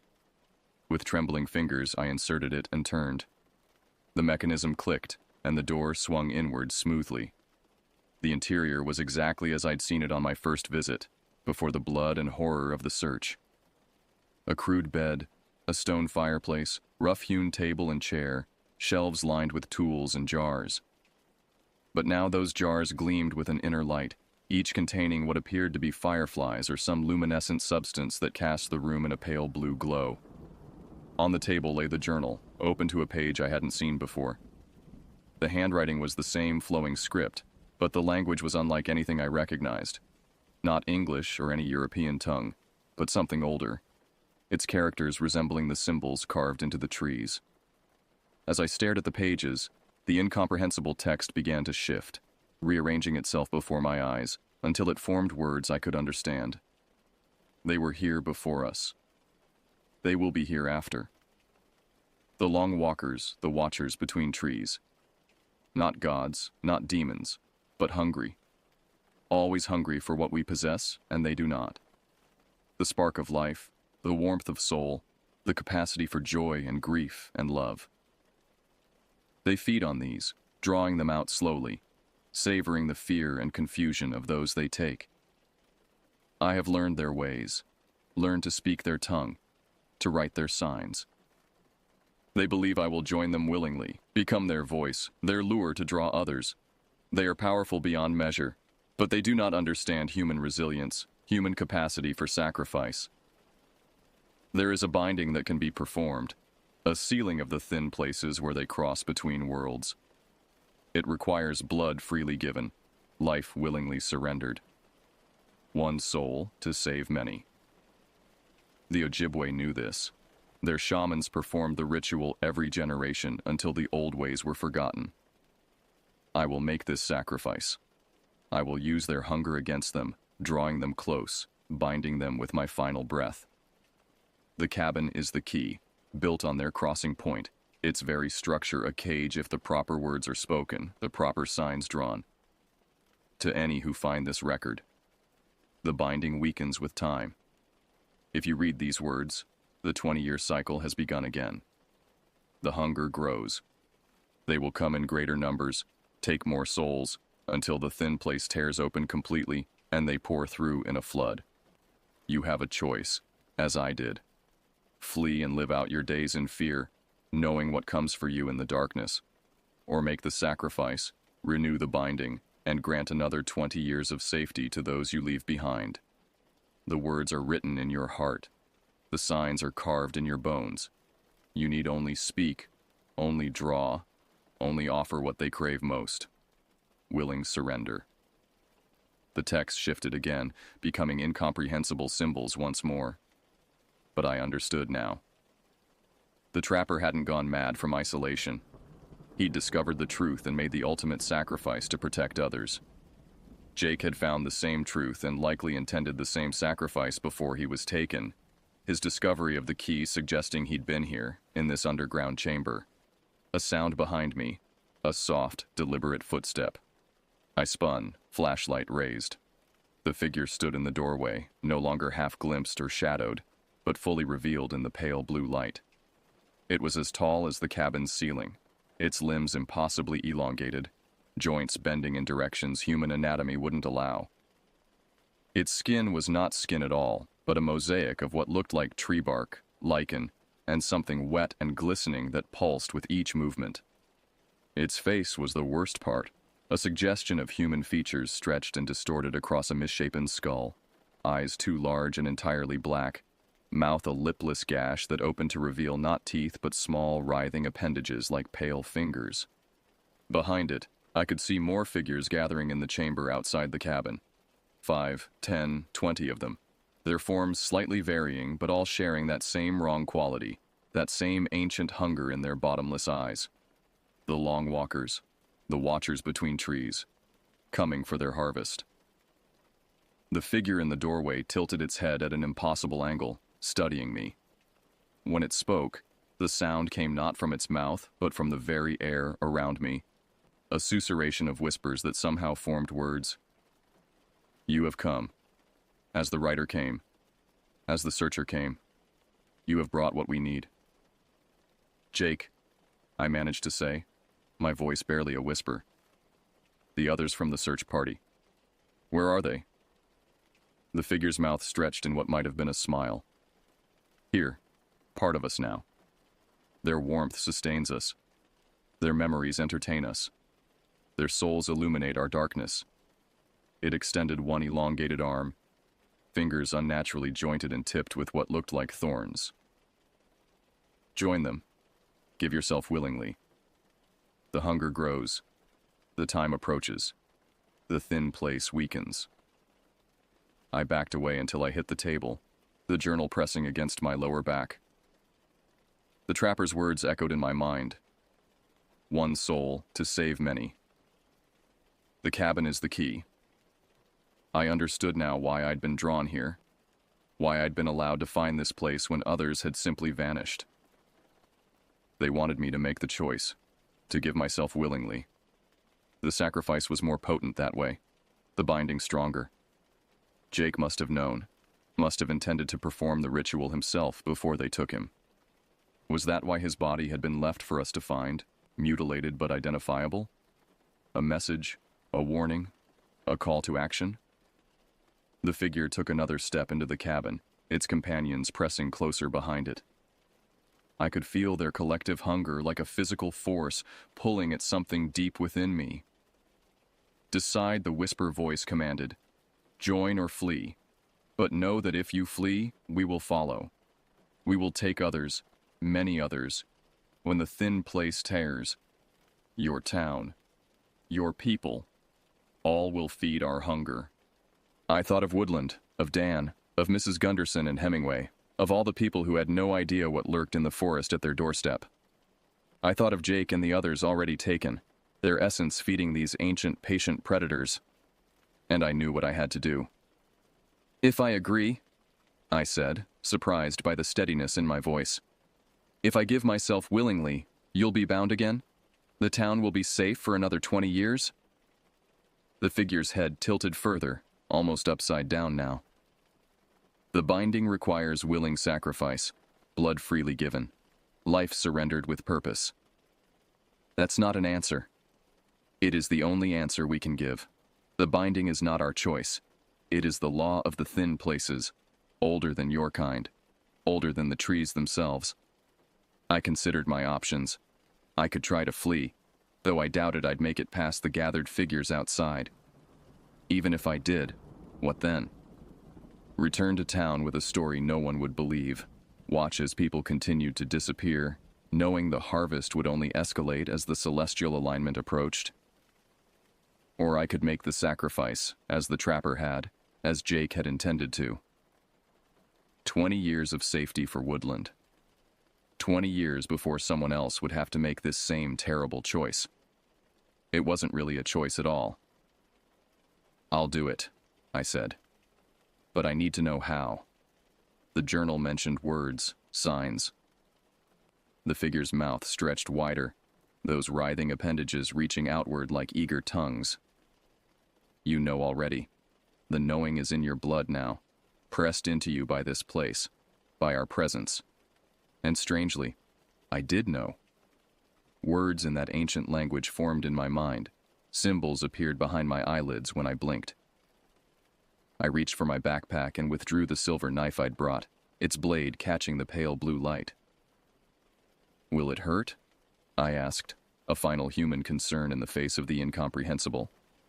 The figure made a sound like rustling leaves, which I somehow recognized as laughter. Yes, and no. The taking is painful. The becoming is not. You will be part of us. You will watch from the trees. You will know our hunger and our patience. Not exactly a comforting thought, but it was too late for comfort now. I turned to the blank wall behind me and began carving the symbols that burned in my mind. Complex, interconnected patterns that seemed to shift and move as I created them. The figures watched in silence, their hunger momentarily held in check by curiosity or perhaps ritual obligation. When the last symbol was complete, I turned back to face them, knife in hand.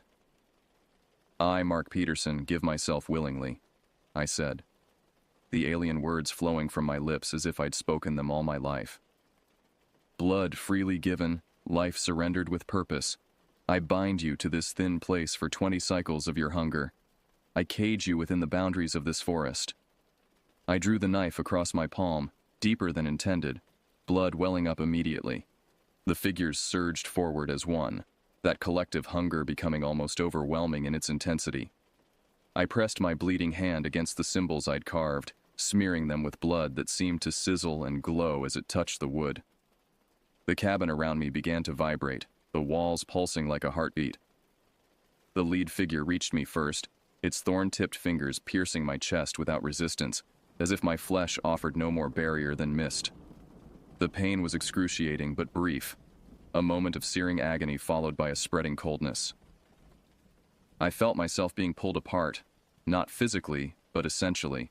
Memories, emotions, the very core of my being drawn out and absorbed. Images flashed before my eyes. Childhood summers in Woodland, my parents' faces, college years, my first surveying job, Jake laughing at Pete's Tavern, the forest in all seasons, Hemingway purring on my lap.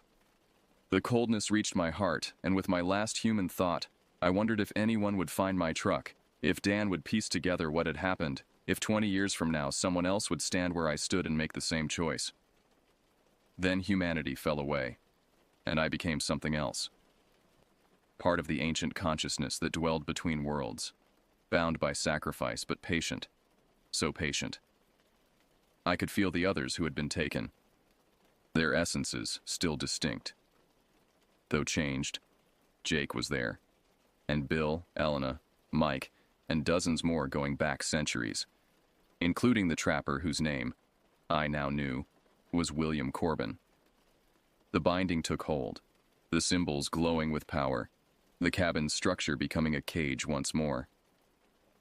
The hunger would remain, but it would be contained, controlled, limited to the occasional unfortunate who strayed too deep into the forest. For 20 years, until the next alignment, when the thin place would weaken again and the cycle would repeat. As consciousness faded into that collective otherness, my last distinct thought was of the forest I had loved, now my eternal prison and home. I would watch from the trees, a shadow at the periphery of human vision, a figure glimpsed but never clearly seen, a long walker, a watcher between trees, waiting, hungry, patient, for 20 years.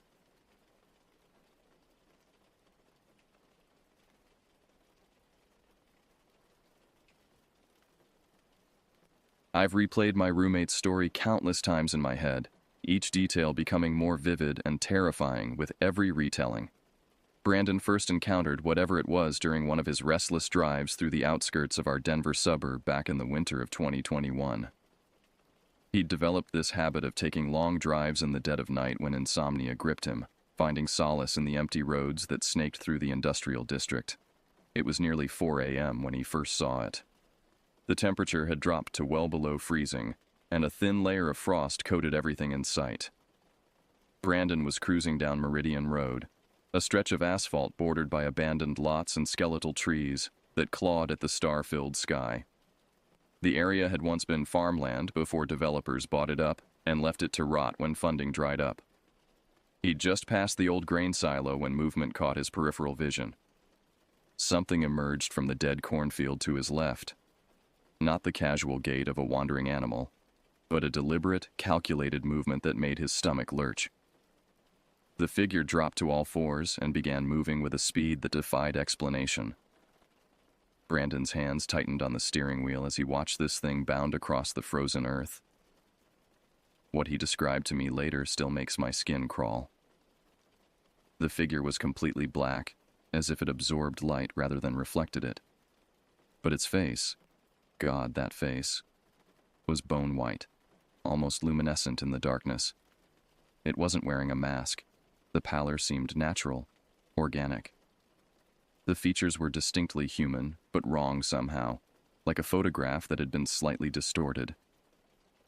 The creature reached the roadway and paused directly in Brandon's headlight beams. For a moment that felt like an eternity. It crouched motionless in the middle of the asphalt.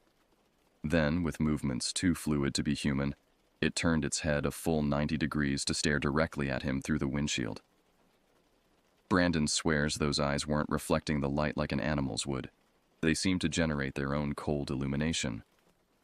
The encounter lasted maybe 10 seconds before the figure launched itself toward the opposite side of the road, disappearing into a drainage ditch with impossible agility. Brandon sat there in his idling car for several minutes, hands shaking, trying to process what he'd witnessed. He eventually drove home, but he didn't sleep for the rest of that night. 3 weeks passed before Brandon worked up the courage to drive that route again. This time, he brought along his coworker Jerome, thinking that having a witness might either validate his experience or prove he'd been hallucinating from exhaustion. Jerome was skeptical, but agreed to ride along, probably expecting nothing more than a boring late-night drive. They were approaching the same stretch of Meridian Road around 3:30 a.m. when Jerome suddenly grabbed Brandon's arm. "Stop the car," he whispered, his voice barely audible over the engine. About 50 yards ahead, perched in the bare branches of a massive oak tree, was a dark silhouette. Brandon eased off the accelerator, and they both strained to make out details in the dim glow of the headlights. The shape was too large to be a bird, too angular to be a bundle of leaves. As they drew closer, it became clear that something was indeed sitting motionless in those branches, positioned about 20 feet off the ground. When they were roughly 30 feet away, the figure began to move. It didn't climb down like a person or animal would. Instead, it seemed to flow down the trunk with liquid grace, its limbs bending at angles that made Jerome gasp audibly. The moment its feet touched the ground, it sprang across the road in 3 impossibly long bounds. This time, Brandon got a better look at the face. The white skin seemed to glow with its own inner light, and the features, while human in arrangement, were somehow too perfect, too symmetrical. The eyes were large and dark, set in deep sockets that gave them a hollow appearance.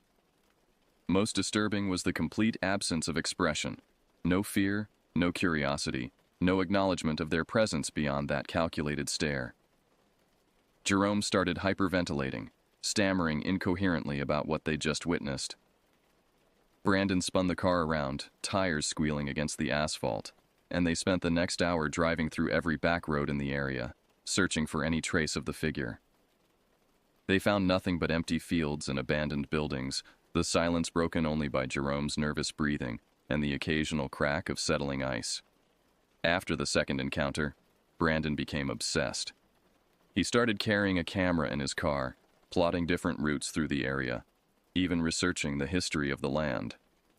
What he discovered only deepened the mystery. The property had been the site of a state psychiatric facility that operated from 1952 until 1987, when it was shuttered, following a series of scandals involving patient abuse and unexplained deaths. A week after Jerome's terrifying introduction to whatever lurked in those fields, Brandon decided to take a different approach.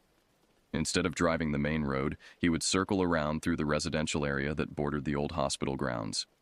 He convinced himself that this would either prove the encounters were location-specific or demonstrate that his mind was playing elaborate tricks on him. The suburban streets were lined with modest houses, most dark except for the occasional porch light, casting weak yellow pools on the sidewalks. Brandon had just turned onto Clearwater Avenue when his rearview mirror caught something that made his heart skip. In the distance, barely visible in the red glow of his taillights, a dark shape was bounding down the middle of the street behind him. The figure moved with that same unnatural gait he'd witnessed before. Not quite running, not quite leaping, but something in between that covered ground at an alarming rate. Brandon accelerated, watching in horror as the shape grew larger in his mirror. The creature was gaining on him despite his increasing speed. Panic took hold as Brandon realized this thing was actively pursuing him. He floored the accelerator, taking corners at dangerous speeds, but each glance in the mirror showed the figure maintaining its relentless pace. The chase continued for nearly 2 miles through winding suburban streets before Brandon finally lost sight of his pursuer near a small shopping plaza. He pulled into the parking lot and sat there for 20 minutes, engine running, doors locked, scanning every shadow for movement. When he finally worked up the courage to drive home, he took a circuitous route that added an extra hour to his journey, constantly checking his mirrors for any sign of pursuit. The phone call came at 4:17 a.m. on a Tuesday in March. I was pulled from deep sleep by Brandon's frantic voice, barely coherent as he shouted instructions for me to grab a flashlight and meet him outside immediately. The urgency in his tone cut through my grogginess like a blade, and I stumbled out of bed, threw on clothes, and rushed to our front yard. Brandon's car skidded to a stop at the curb, and he practically fell out of the driver's seat, his face pale and drawn with terror. "It's here," he gasped, pointing toward the end of our street. I saw it 3 blocks away, moving through the Riverside neighborhood. We have to find it before it disappears again. Against every instinct screaming at me to go back inside and lock the door, I followed Brandon as he led me through our quiet suburban streets. The area we lived in was typical middle-class Denver: tree-lined streets, small front yards, and houses built in the 1970s that all looked remarkably similar in the darkness. We walked for nearly 40 minutes, flashlight beams cutting through the shadows, investigating every unusual shape or movement. The night air was crisp and carried the faint scent of flowering trees, a pleasant spring evening that should have been peaceful. Instead, every rustle of leaves or distant sound made us freeze and listen intently. It was near Riverside Elementary School that we finally encountered what Brandon had been tracking. The playground equipment cast strange shadows in the amber glow of a single streetlight, creating a maze of dark shapes and geometric angles. As we approached the chain-link fence that surrounded the play area, something moved near the swing set. The figure was crouched on top of the metal support beam, balanced with impossible steadiness about 8 feet off the ground. From our vantage point, we could see that same stark contrast, the deep black of its body against the pale luminescence of its face. It appeared to be scanning the surrounding area methodically, its head turning in slow, measured movements. We stood frozen, barely breathing, as the creature completed its survey. Then, as if it had suddenly become aware of our presence, it turned to look directly at us. Even from a distance of perhaps 30 yards, the intensity of that stare was overwhelming.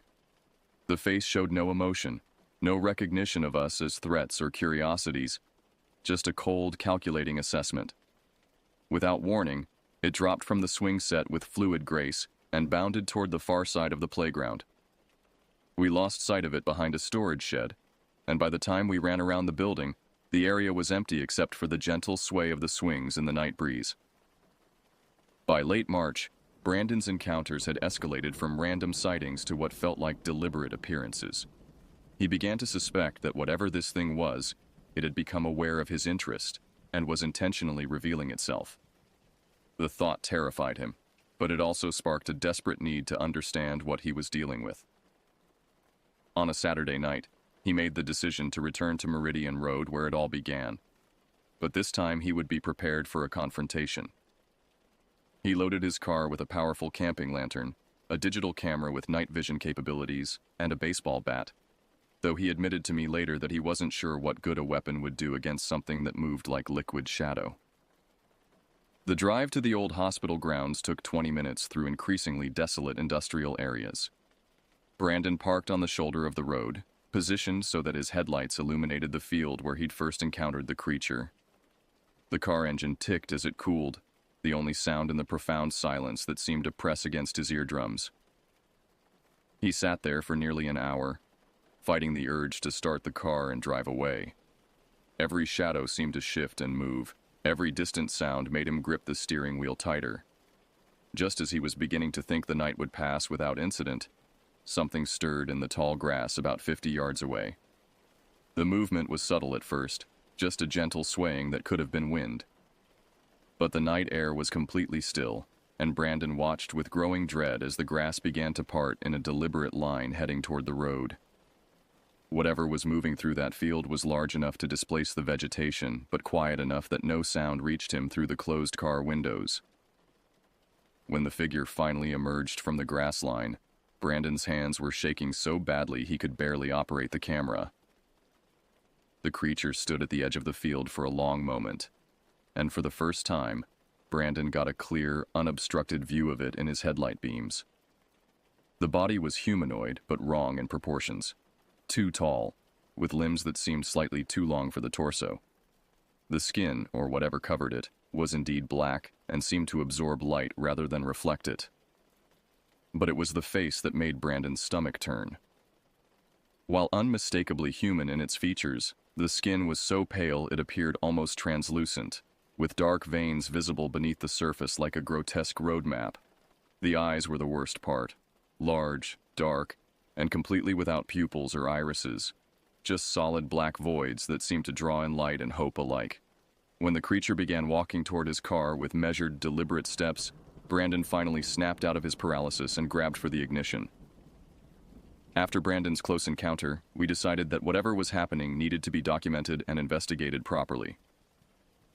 The next morning, I accompanied him to the local police station to file a report, though we both knew how the conversation would go. Officer Hendricks listened politely to Brandon's account, took notes with the kind of practiced patience that suggested he'd heard stranger stories, and promised to increase patrols in the area. What surprised us was Hendricks's admission that they'd received 3 other reports in the past month of unusual activity in the vicinity of the old hospital grounds. 2 joggers had reported being followed by someone who didn't move right, and a security guard at a nearby warehouse claimed to have seen someone climbing the exterior walls of his building like a spider. Hendricks gave us permission to speak with Dr. Sandra Martinez, a local psychiatrist who had researched the history of the abandoned facility as part of her doctoral thesis. Dr. Martinez agreed to meet with us at her office downtown, and what she told us added disturbing context to Brandon's experiences. The Riverside State Hospital, as it had been officially known, housed nearly 300 patients at its peak in the 1960s.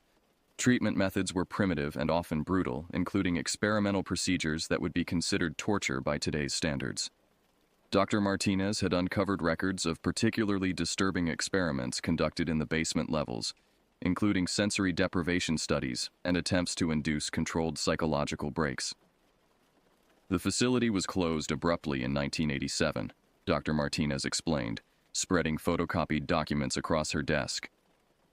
There was a fire in the East Wing that killed 17 patients and 3 staff members, but before that, there were reports of patients disappearing from their rooms, only to be found days later in impossible locations: ventilation shafts, crawl spaces, even outside the building despite being on the 4th floor. She showed us patient photographs from the 1980s, and one in particular made Brandon's face go white. The image showed a tall, gaunt man with prematurely white hair and unusually pale skin. According to his file, patient 247 had been admitted for severe dissociative disorder and had displayed what staff described as inhuman agility and nocturnal hyperactivity. He vanished 3 days before the fire, Dr. Martinez continued. His room was found empty despite being locked from the outside, and there were scratches on the interior walls that suggested he'd been climbing them. His body was never found in the ruins. Brandon and I exchanged glances, both thinking the same impossible thought. The timeline matched, the location was exact, and the physical description was disturbingly familiar. Armed with this new information, Brandon became convinced that what he'd been encountering was human, or had once been human. The idea that someone had been surviving on those grounds for over 30 years seemed impossible, but it was more palatable than the alternatives his imagination had been conjuring. We decided to conduct one final investigation, but this time we would go prepared and in daylight.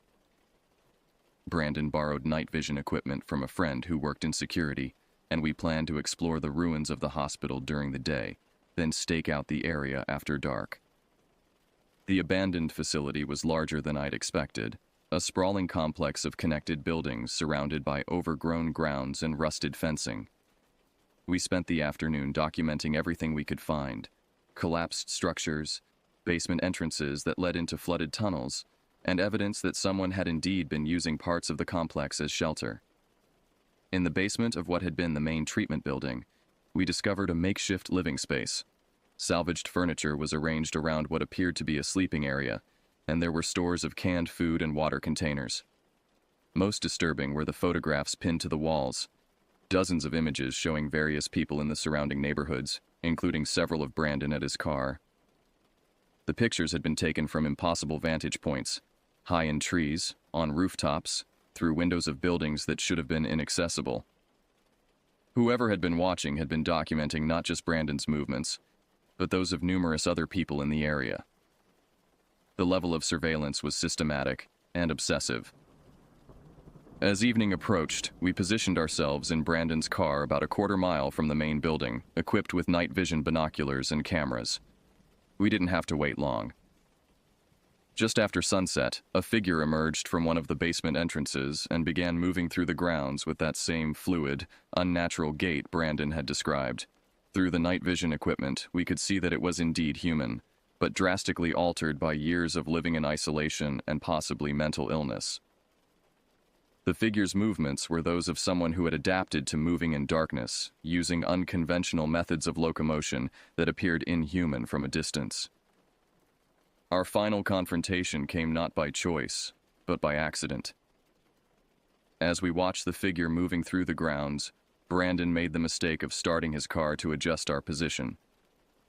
The sound of the engine carried clearly in the still night air, and immediately, the figure stopped moving and turned toward our location. What happened next was like watching a predator lock onto its prey. The figure began moving directly toward us, covering ground with those impossible bounds that had terrified Brandon in previous encounters. But now, with the benefit of night vision equipment and the knowledge of what we were likely dealing with, the movements were clearly human, just highly practiced and adapted to an unusual environment. Brandon started to drive away, but I convinced him to stop. "We need to end this," I told him. "We need to know for sure." The figure approached our car and stopped about 10 feet away, crouched in a position that would allow for quick escape. In the green glow of the night vision, I could see the face clearly for the first time. While gaunt and altered by exposure and malnutrition, the features were unmistakably human. The pale coloration that had seemed so unnatural was the result of decades without proper sun exposure, and the large dark eyes were likely adapted to living in constant darkness. For several minutes, we stared at each other across the small distance that separated us. The figure showed no aggression, no fear, just the wary curiosity of someone who had been living on the margins of society for so long that normal human interaction had become foreign. Brandon slowly rolled down his window. "We're not here to hurt you," he called out, his voice barely above a whisper. "We just want to understand." The figure tilted its head, a gesture that was startlingly human despite the alien appearance. For a moment, I thought it might try to communicate. Instead, it simply turned and bounded away into the darkness, disappearing among the ruins with practiced ease. We never saw the figure again after that night. Brandon stopped taking his late-night drives, and I convinced him to report our findings to the appropriate authorities.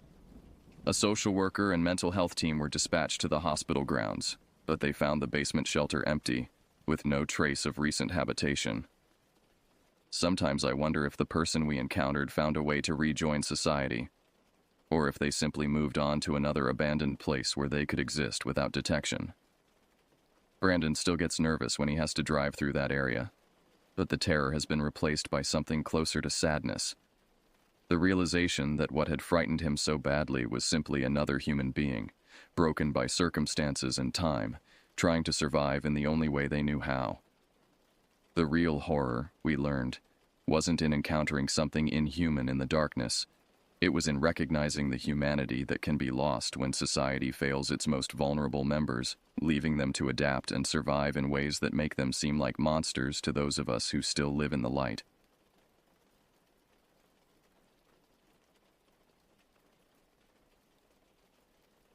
The summer of 2008 marked a turning point in my life, one that continues to haunt my dreams 16 years later. I was 16, not 14, as I sometimes mistakenly recall when trying to distance myself from the memory. That summer, I stayed with my grandparents in rural Pennsylvania while my parents worked through what they called adult problems back home. It was there I met Isabel, a name I've changed to protect her privacy. We connected instantly, two outsiders in a small town where everyone else had known each other since birth. My grandfather, a stoic man with hands hardened by decades of manual labor, had lived in that area his entire life. His weathered face told stories before his mouth ever opened. One particularly humid evening, as fireflies danced outside and the distant rumble of thunder promised a storm that wouldn't deliver, Isabel and I asked him about local legends. "You looking for trouble?" he asked, eyes narrowing beneath bushy eyebrows. When we insisted we were just curious, he reluctantly spoke of an abandoned property about a kilometer south of their home. "Property belonged to a man named Garrett Shaw," he said, his voice dropping to nearly a whisper despite us being alone in the house. "Came here from Ohio sometime around 1908. Built himself a fine house and a separate cabin where he'd disappear for days. Locals said he conducted experiments." Grandfather leaned forward, the wooden chair creaking beneath him. "One winter, folks noticed no smoke coming from his chimney for weeks. When they finally checked, everything was intact. Food on the table, coat on the hook. But Shaw was gone. Never found a trace of him. He warned us to stay away, saying the property had a history of bad luck for trespassers.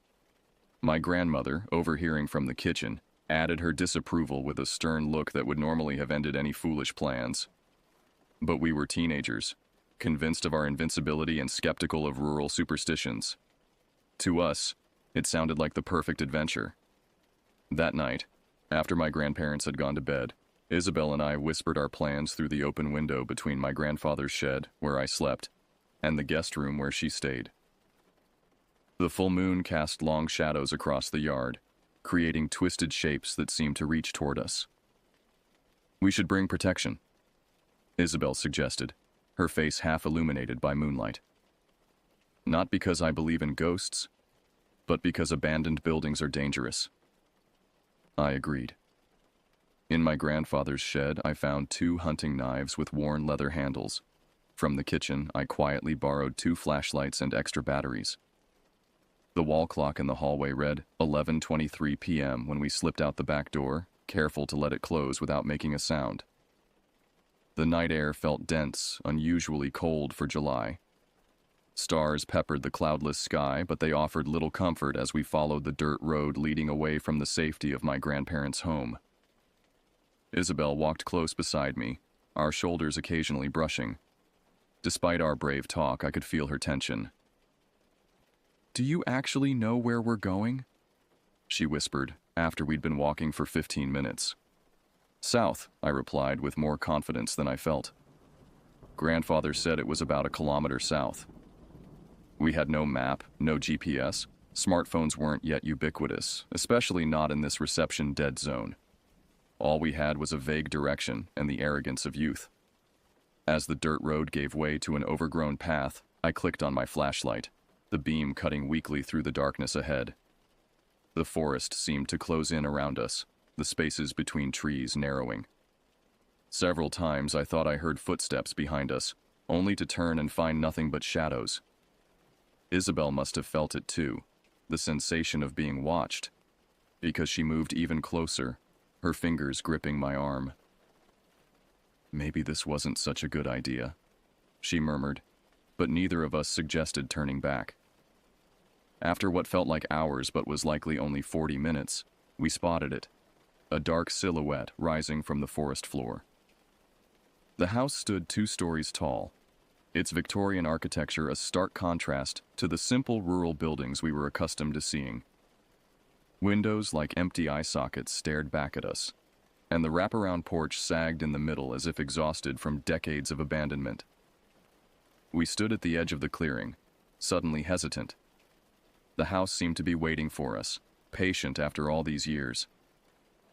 "We came all this way," I said, though it sounded like I was trying to convince myself.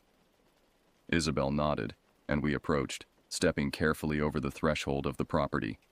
Immediately, the temperature seemed to drop several degrees.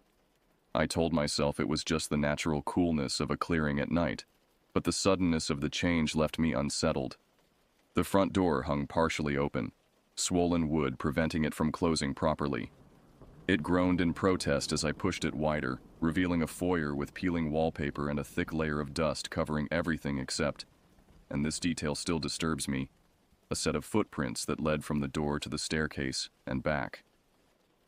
"Someone's been here recently," Isabel whispered, pointing her flashlight at the tracks. "Probably other teenagers," I replied, though the footprints looked too large, too deliberate to belong to thrill-seeking kids. We moved through the first floor, our flashlights revealing a home frozen in time. In the parlor, furniture remained arranged as if awaiting guests. A moth-eaten sofa, 2 armchairs facing each other across a low table. On the walls hung paintings of landscapes I didn't recognize, the colors darkened with age. One painting particularly caught my attention. A forest scene at twilight with a small, indistinct figure standing among the trees, facing away from the viewer. The kitchen still contained dishes in the cabinets, some broken, others remarkably intact. A cast-iron pot sat on the cold stove, empty but clean, as if waiting to be used again. Most disturbing was the dining room, where places were set for dinner, 3 settings, though Garrett Shaw reportedly lived alone. The table was bare except for those place settings, and a single book lying open in the center, its pages yellow with age.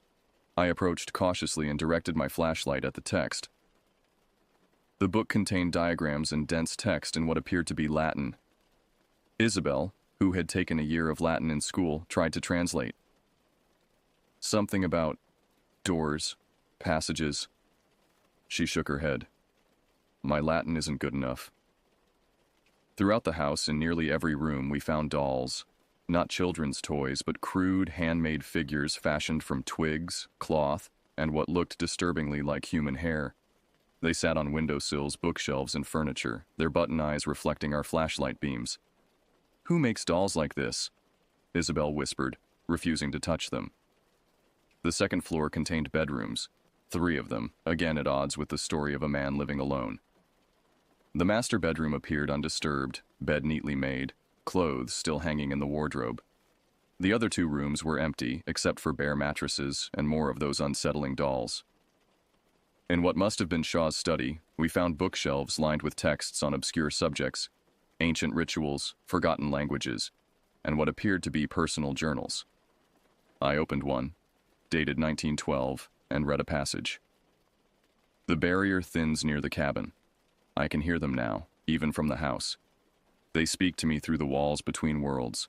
Not much longer now. I closed the journal, suddenly eager to leave the house. The walls seemed to press inward, the air thick and stale, making it difficult to breathe. Let's check the cabin, I suggested. Not because I wanted to, but because it felt like the next logical step in our ill-conceived adventure. The cabin stood approximately 50 yards from the main house, a simple wooden structure with a single window visible from our position.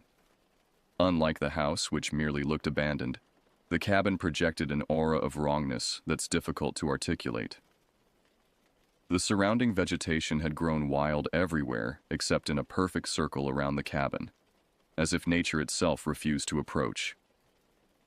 As we made our way across the clearing, my flashlight began to flicker despite the fresh batteries. Isabel's did the same, the beams weakening with each step toward the cabin. "I don't like this," she said, stopping about halfway there. I was about to agree when I heard it, a voice, barely audible, coming from somewhere to our right. "Over here."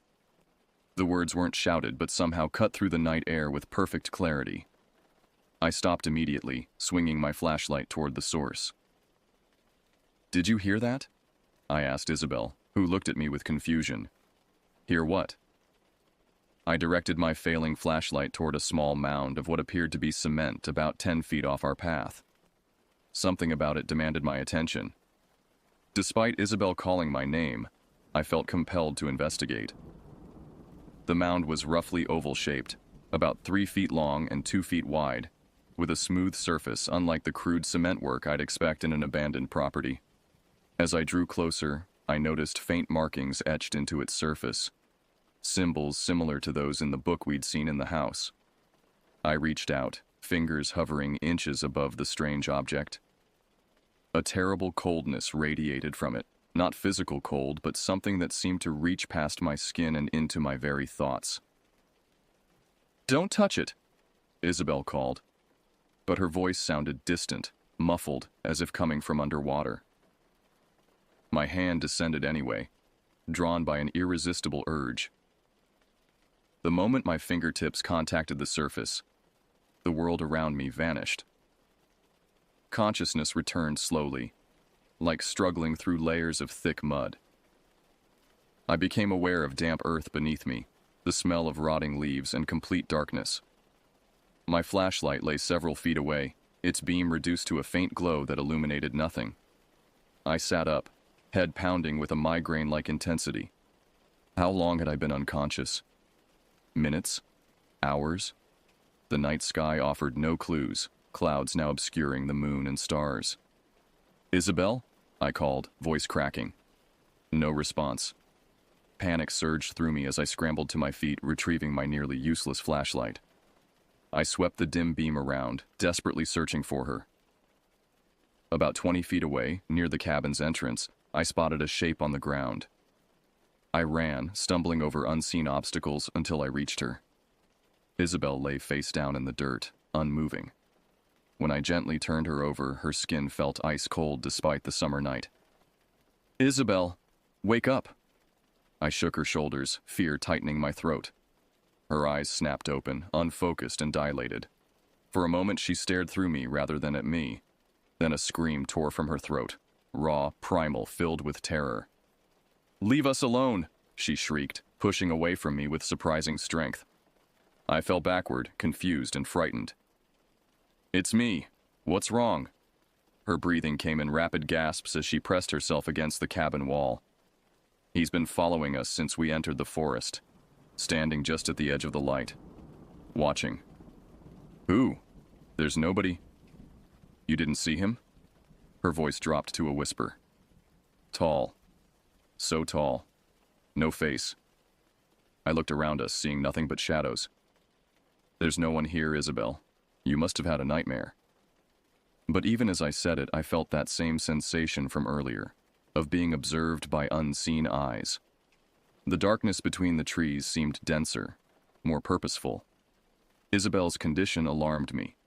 Her face had a gray pallor, and a thin trickle of blood ran from her nose. When she tried to stand, her legs buckled beneath her. "We need to leave. Now." I helped her up, supporting most of her weight as we turned away from the cabin. As we began our retreat, I made the mistake of looking back. Just for an instant, in the weak beam of my flashlight, I thought I saw a figure standing in the cabin doorway, impossibly tall and thin, motionless. I blinked, and it was gone. "God help us," I whispered, no longer concerned with appearing brave. The journey back through the forest became a nightmare of disorientation and fear. Without clear landmarks and with our flashlights failing, we repeatedly found ourselves walking in circles. Trees that should have been familiar looked alien. Paths that should have led us home looped back toward the property we were trying to escape. Isabel's condition deteriorated with each passing minute. Her skin remained cold to the touch, her breathing shallow. She kept looking over her shoulder, flinching at sounds I couldn't hear. Once, she stopped suddenly, staring into the darkness behind us. "He's still following," she murmured. "He wants us to go back." I tightened my grip on her arm and pressed forward, choosing directions based on instinct rather than knowledge. Every shadow concealed potential threats. Every snapping twig signaled pursuit. The forest, which had seemed merely unwelcoming before, now felt actively hostile. After what seemed like hours of panicked wandering, we stumbled upon the dirt road. Relief flooded through me at this sign of civilization, however modest. Isabel had become too weak to walk on her own, so I hoisted her onto my back, her arms draped limply over my shoulders. The road led us back toward my grandparents' house, each step a small victory against the darkness behind us. Isabel's weight grew heavier as my strength waned. But the thought of stopping, of being caught by whatever she believed pursued us, kept me moving. When we finally reached the edge of my grandparents' property, I checked my watch, expecting to see that hours had passed. The digital display read 11:39 p.m. We had left at 11:38 p.m. 1 minute had elapsed during what felt like hours of exploration and terror. I stood frozen, trying to process this impossibility. Had my watch malfunctioned? Had we somehow experienced a shared delusion? Neither explanation satisfied the primal part of my brain that recognized we had encountered something beyond normal understanding. I called my uncle from my grandfather's landline, fabricating a story about Isabel falling and hitting her head while we were taking a night walk. He arrived within minutes, his expression shifting from annoyance to concern when he saw her condition. In the harsh interior light of his pickup truck, Isabel looked worse than she had in the forest. Her skin had a waxy quality, eyes sunken and unfocused. The trickle of blood from her nose had dried, leaving a dark streak against her pale skin. "What really happened?" my uncle demanded as we sped toward the county hospital 20 miles away. I hesitated, then told him everything. Grandfather's story, our midnight expedition, the house with its strange contents, the cement mound, our blackouts, and the impossible time discrepancy. His knuckles whitened on the steering wheel. "You stupid, stupid kids," he said, voice trembling with anger and what I now recognize as fear. "That place has a history. People go missing. Others come back. Changed." At the hospital, doctors diagnosed Isabel with a severe concussion, though they seemed puzzled by some of her symptoms.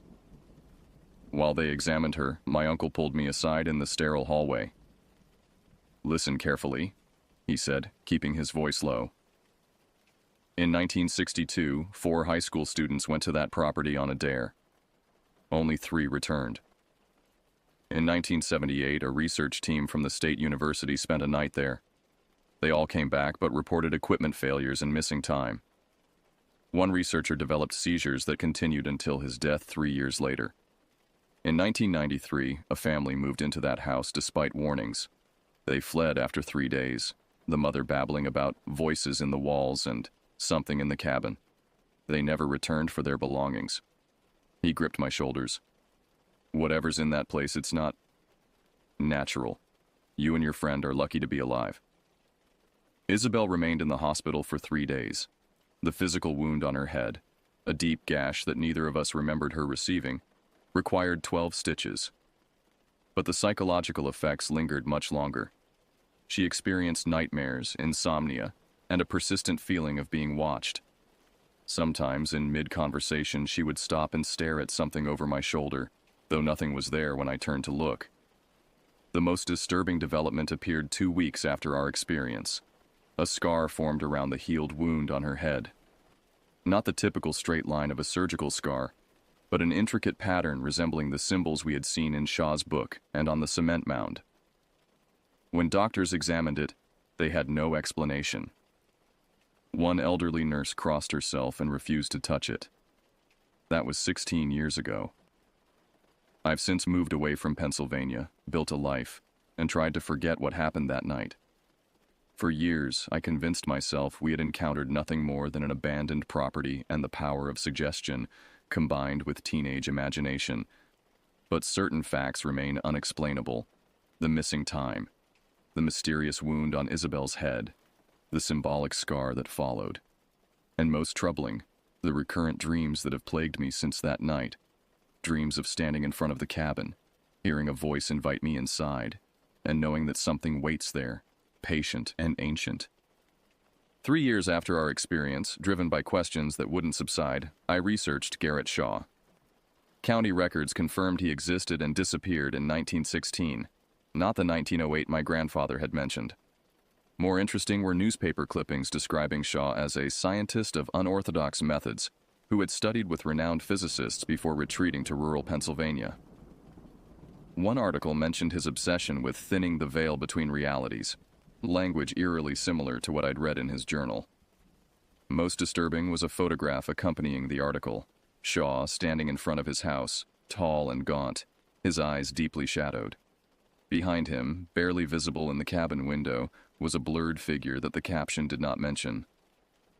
I've never returned to that property, though sometimes I dream of it with such vivid detail that I wake believing I've been there again.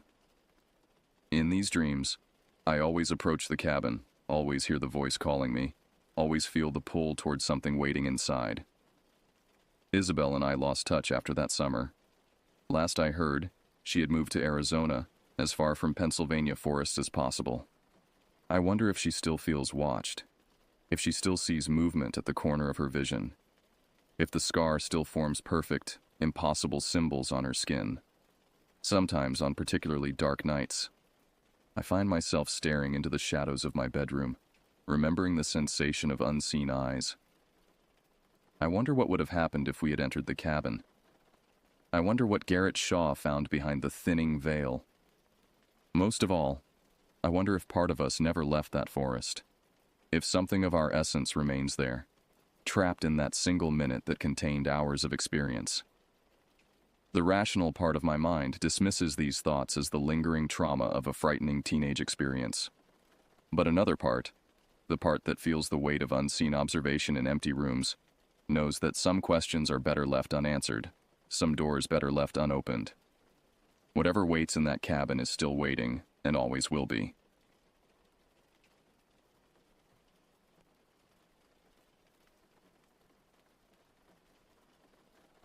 After 20 years behind the wheel of an 18-wheeler, you develop instincts that can't be taught. The highway becomes a second home, and danger, well, you learn to smell it coming like diesel on the wind. As a veteran long-haul driver for Continental Freight, I've hauled everything from baby formula to industrial equipment across all 48 contiguous states. My colleagues call me Rocco Delgado, the Road Warrior, a nickname I earned after driving 36 hours straight during the blizzard of '03 to deliver medical supplies to a hospital in Minnesota. But this story isn't about heroics. It's about something that happened to me on August 14th, 2010. Something that still visits me in my nightmares. The day began routinely enough. I'd picked up a load of high-end furniture in Newark, bound for a boutique store in a speck-on-the-map Pennsylvania town called Whiteland. My dispatcher had warned me the route would take me through what she called the sticks, rural backroads where GPS was more suggestion than science. I didn't mind. After 2 decades of interstate highways and truck stops that blended together in a fluorescent haze, I welcomed the change of scenery. The morning sun filtered through the trees as I navigated the winding roads of rural Pennsylvania. This was Amish country, where horse-drawn buggies shared the road with motorists, and billboards gave way to hand-painted signs advertising fresh eggs and homemade quilts. My rig, a midnight blue Peterbilt I'd named Bertha, handled the curves with the grace of a veteran dancer. "Just you and me, old girl," I said, patting the dashboard as Bertha's engine rumbled in response. The late summer heat pressed against the windows like a living thing. I had the AC cranked but rolled down the windows anyway, letting the humid air carry in the scent of fresh-cut hay and wildflowers. The radio faded in and out as I drove deeper into the countryside, local stations giving way to static until I finally turned it off, content with the rhythmic hum of tires on asphalt. Around noon, my stomach growled a reminder that I'd skipped breakfast. Up ahead, a weather-beaten sign proclaimed, "Earl's Rest Stop and Gas, last service for 47 miles. Perfect timing. I signaled and eased Bertha into the gravel lot, the brakes hissing as we came to a stop. Earl's was one of those places time forgot, a single-pump gas station with a small convenience store attached. The wooden structure had probably been white once, but years of weather and neglect had aged it to the color of old bones. A couple of picnic tables sat beneath an ancient oak tree, its sprawling branches offering the only real shade in sight. I climbed down from the cab, my joints popping in protest after hours of sitting. The heat hit me like a physical force, instantly plastering my shirt to my back. I stretched, rolling my shoulders to work out the kinks, and headed inside. A bell above the door announced my entrance. The interior was dim and cool, the ancient air conditioner rattling but functional. Shelves of dusty merchandise lined the walls, everything from canned goods to fishing tackle. A glass refrigerator case hummed in the corner, filled with beverages and prepackaged sandwiches. Behind the counter stood a man who could only be Earl himself. He had the weathered look of someone who'd spent decades under the sun, his skin leathery and creased like an old baseball glove. A gray beard reached halfway down his chest, and sharp eyes watched me from beneath bushy eyebrows. "Afternoon," he greeted, his voice gravelly from what I guessed was a lifetime of cigarettes. "Afternoon," I replied, nodding as I made my way to the refrigerator case. I grabbed a turkey sandwich and a bottle of Coke, then added a bag of chips for good measure. As I approached the counter, Earl's eyes narrowed slightly, studying me. "You passing through?" he asked, ringing up my purchases. "Yep, heading to Whiteland. Got a delivery." Earl paused, his finger hovering over the register keys. "Whiteland, huh? Not much out there." "That's what they tell me. Small furniture store, family owned." "Stevens' place?" When I nodded, Earl continued. "Mary Stevens is good people. Her husband passed about 5 years back. Cancer. She's been running the place alone since." I nodded, appreciating the small-town knowledge that you'd never get at a Flying J or Love's travel stop. Earl bagged my food, then hesitated before handing it over. "Listen, you be careful on them roads, you hear? Especially after dark." Something in his tone made me pay attention. "Any particular reason?" He scratched his beard, eyes darting to the window before returning to me. "Just not a good idea to be stranded out there. Cell phones don't work worth a damn, and some of the locals, well, they don't take kindly to outsiders." I'd heard variations of this warning in small towns across America, usually amounting to nothing more than ordinary xenophobia. Still, Earl seemed genuinely concerned. "I appreciate the heads up," I said, taking my bag. "I'll keep my eyes open." Outside, I settled at one of the picnic tables, unwrapping my sandwich as I surveyed the empty lot. The only sound was the rustling of leaves and the occasional buzz of cicadas hidden in the surrounding woods. It was peaceful in that lonely way that makes you acutely aware of your solitude. Halfway through my meal, I heard the crunch of tires on gravel. A vehicle pulled into the lot. A Chevy, old but well-maintained. Its once blue paint now a patchwork of rust and body filler. It parked near the tree line, the driver remaining inside. I couldn't make out his features clearly through the dusty windshield. But something about the stillness of the silhouette raised the hairs on the back of my neck. He wasn't doing anything threatening, just sitting there. But instinct told me to finish my lunch quickly. As I gathered my trash, I felt eyes on me. The man in the Chevy hadn't moved, but I could sense his attention like a physical weight. I tossed my garbage in the bin and strode back to Bertha, keeping my movements casual while scanning my surroundings. Inside the cab, I locked the doors, a habit born of years on the road. As I started the engine, I glanced at the Chevy in my side mirror. The driver was now visible, a broad-shouldered man with a thick beard and a baseball cap pulled low over his eyes. He was watching me with an intensity that seemed out of proportion for a chance encounter at a rest stop. I put Bertha in gear and pulled out, checking my mirrors. The Chevy remained stationary, but as I turned back onto the main road, I saw it pull out behind me. Probably nothing, I muttered to myself. Guys heading the same direction. But as the miles stretched on and the Chevy maintained a consistent distance behind me, that crawling sensation between my shoulder blades refused to subside. The road ahead wound through increasingly remote territory, with dense forest pressing in on both sides like closing walls. Earl's warning echoed in my mind. "You be careful on them roads, you hear?" I adjusted my mirrors, keeping one eye on the persistent blue Chevy as Bertha carried me deeper into the Pennsylvania backwoods, where cell reception was non-existent, and help, if needed, would be a very long time coming. The two-lane road stretched before me like a gray ribbon laid across the rolling Pennsylvania countryside. Under normal circumstances, I would have enjoyed the drive, the way the afternoon sun dappled through the canopy of trees, the occasional glimpse of wildlife at the forest edge. But the Chevy's constant presence in my rearview mirror had transformed the scenic route into something ominous. For 20 minutes, I maintained a steady pace, neither speeding nor slowing, watching as the vehicle behind me adjusted to match.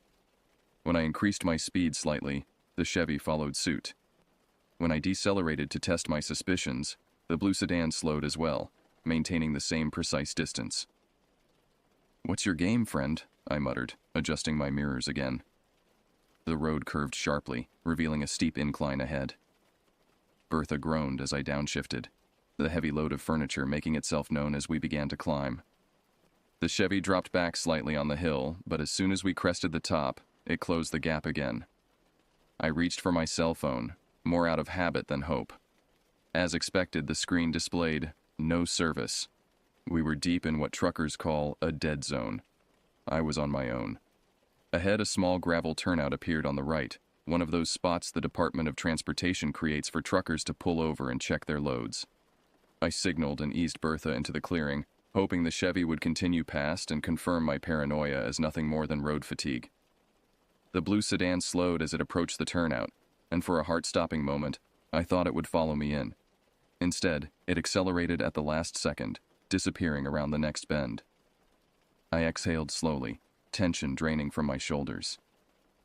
"Getting jumpy in your old age, Rocco," I chided myself, but still didn't leave the safety of the cab. Following protocol, I climbed out and did a walk around of the truck, checking straps and ensuring the load was secure.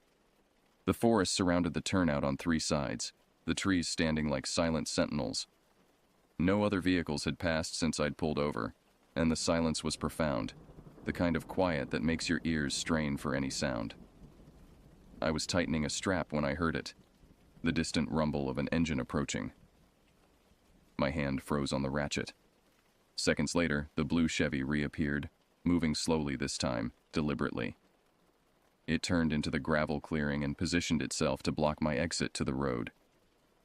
My heart hammered against my ribs as I moved quickly back toward the driver's side door. Before I could reach it, the Chevy's door swung open. The man who emerged was imposing, 6 foot something of solid mass with a thick beard that covered most of his face. His eyes were hidden behind reflective sunglasses, but I could feel them fixed on me. He wore faded jeans, work boots, and a flannel shirt with the sleeves cut off, revealing muscular arms covered in crude tattoos. I reached the cab and hauled myself inside, locking the door as the stranger approached. He moved with purpose, his gait steady and unhurried, like a predator confident in the inevitability of the hunt. "Can I help you?" I called through the partially opened window, fighting to keep my voice level. He didn't respond, just kept coming. I reached for my phone again, knowing it was useless but needing to do something. The screen remained stubbornly dark, no bars of service to be found. The man reached the door and tested the handle, finding it locked. A smile, or something like it, twisted beneath his beard. Without warning, he pounded his fist against the window, the impact reverberating through the cab. "What do you want?" I demanded, anger temporarily overriding fear. Still silent, he pounded again, harder this time. I remembered the tire iron I kept secured under the seat, a precaution from years on the road. Without taking my eyes off the stranger, I reached down and felt the cold metal against my palm. I pulled it free and held it up where he could see it. "Back off, buddy," I warned. "I don't want trouble, but I'm not looking to be anybody's victim today." The man's expression changed then, not fear, but something like amusement. He held up his hands in mock surrender, then turned and walked back to his vehicle. For a moment, relief washed over me. Then he returned, this time carrying a crowbar nearly twice the size of my tire iron. "Jesus Christ," I breathed, jamming the key into the ignition. Bertha's engine roared to life as the man approached with his weapon. I threw the truck into reverse, tires spewing gravel as I backed up, then executed a tight turn that barely missed the tree line. The Chevy was still partially blocking my exit, but there was just enough room to squeeze by if I didn't mind a few scratches. I gunned the engine, sideswiping the Chevy as I accelerated onto the road. The scrape of metal on metal was jarring, but I kept my foot on the accelerator, watching in the mirror as the bearded man ran back to his vehicle. "Come on, Bertha," I urged, pushing the truck harder than I should have on the winding road. "Don't fail me now." The speedometer crept up, 50, 55, 60. Taking curves at this speed in an 18-wheeler was dangerous, but the alternative seemed worse. In the mirror, I saw the Chevy pull onto the road, its front fender crumpled where I'd hit it. The chase was on. I had the advantage of knowing my vehicle's capabilities, but the Chevy had speed and maneuverability. On straightaways, it gained ground rapidly. When the road curved, I used Bertha's bulk to prevent passing, swinging wide to block both lanes. My knuckles were white on the steering wheel, sweat trickling down my spine as I navigated the rural highway at breakneck speed. Mile markers flashed by, each one taking me further from civilization and help. The road descended into a valley, where a small bridge crossed a stream. As I approached, I saw a road sign indicating a state park entrance ahead. A plan began to form. Not a good one, but better than continuing this deadly game of cat and mouse on open roads. The sign for Blackwater State Park appeared suddenly on the right. I cut the wheel sharply, barely making the turn, the trailer swinging wide behind me. The park road was narrower than the highway, barely wide enough for my rig. Trees closed in on both sides, their branches scraping against the trailer like skeletal fingers. In the mirror, I saw the Chevy make the turn, fishtailing slightly before straightening out. But now the advantage was mine. The road was too narrow for him to pass, and my truck was leaving him little room to maneuver. "Let's see how you like the scenic route," I muttered, pushing deeper into the park. The road wound through the forest, occasionally opening into small clearings before plunging back into dense woods. Signs for camping areas and hiking trails flashed by, but I saw no other vehicles or people. In August, the park should have been busy with summer visitors, but this section seemed deserted. After about a mile, I spotted a ranger station up ahead, a small wooden building with a flagpole and an empty parking area. I pulled in, screeching to a halt in front of the building, and jumped down from the cab, tire iron still clutched in my hand. I bounded up the steps and tried the door, locked. Through the windows, I could see a tidy but unoccupied office. A sign on the door read, "Ranger on patrol. For emergencies, call 911. The Chevy's engine grew louder as it approached. With no time to try breaking in, I sprinted around the back of the building, looking for a place to hide or a weapon better than my tire iron.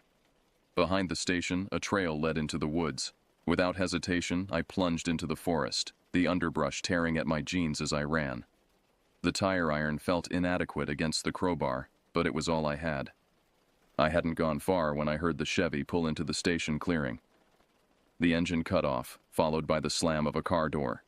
I pushed deeper into the woods, trying to move quietly while putting distance between myself and the ranger station. The forest was dense, sunlight filtering through the canopy in narrow beams that did little to illuminate the forest floor.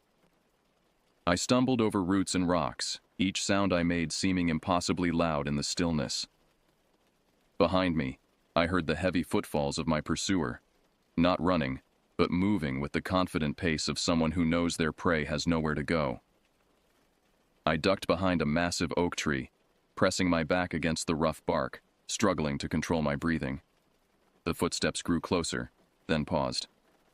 I held my breath, tightening my grip on the tire iron. A twig snapped nearby, 10 feet away, maybe less. "I know you're out here, trucker."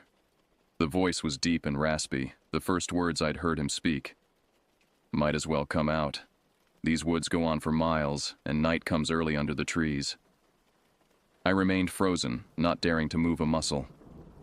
"You dinged my car back there," he continued, his tone conversational, as if we were discussing the weather.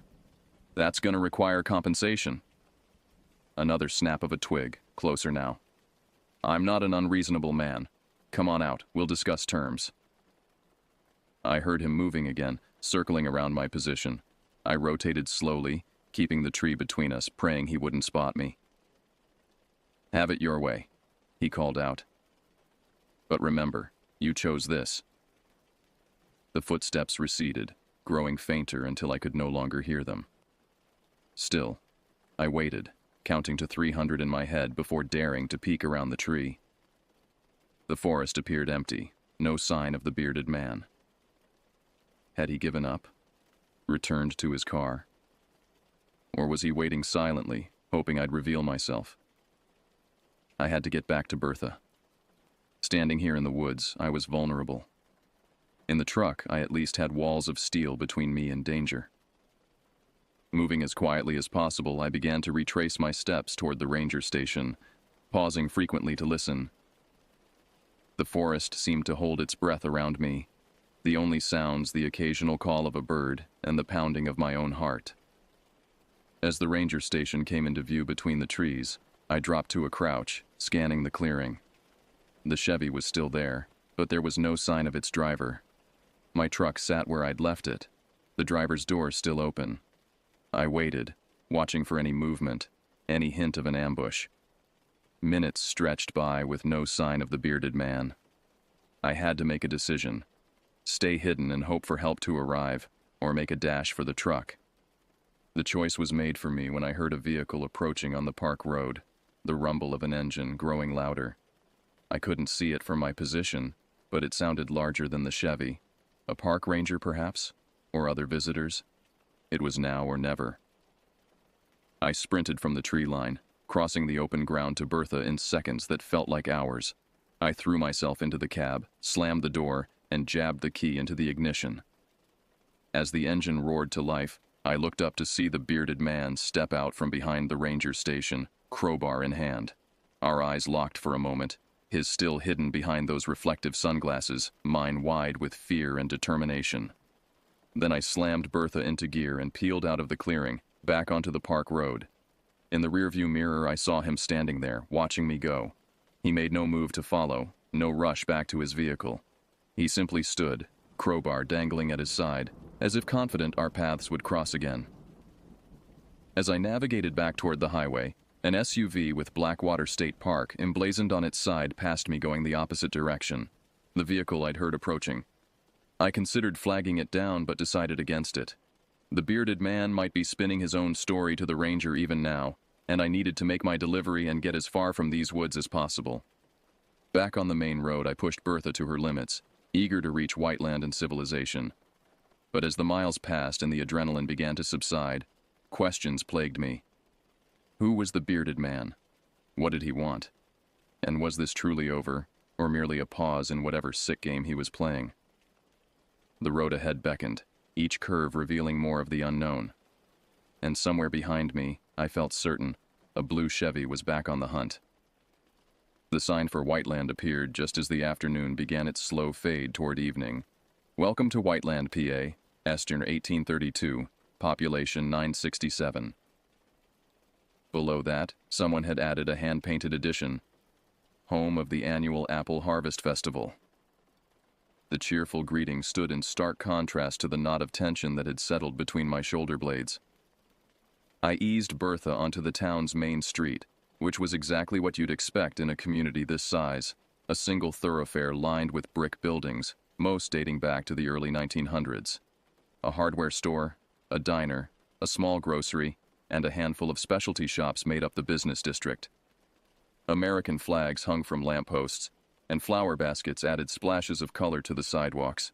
On any other day, I might have found it charming. Today, every shadow seemed to hide a threat, every parked car a potential ambush.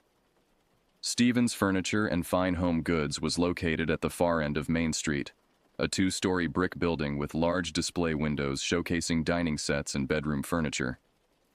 I pulled Bertha around to the loading dock at the rear, backing her in with the practiced ease of 2 decades behind the wheel. As I shut down the engine, the silence was almost deafening after hours of road noise and racing thoughts. I sat for a moment, scanning the area for any sign of a blue Chevy, before climbing down from the cab. A bell jangled as I entered through the rear door, stepping into a stockroom lined with inventory. The space was immaculate, furniture pieces draped with protective coverings and arranged with military precision. "Hello," I called out. "Delivery from Continental Freight." A moment later, a woman appeared from the showroom floor, petite, with silver hair styled in a neat bob, and alert blue eyes that missed nothing. She wore a simple blouse and slacks, with a tape measure draped around her neck like a scarf. "Mr. Delgado?" she asked, extending her hand. "I'm Mary Stevens. We've been expecting you." Her handshake was firm, her gaze direct. I immediately liked her. "Call me Rocco, ma'am. I've got your shipment from Kensington's. Where would you like it?" She gestured to a cleared area in the stockroom. "Right here is fine. I've got my nephew coming in tomorrow to help move it to the floor." She studied my face, her expression shifting to concern. "Are you all right? You look like you've seen a ghost." I hesitated, unsure how much to share. "Had a bit of trouble on the way here.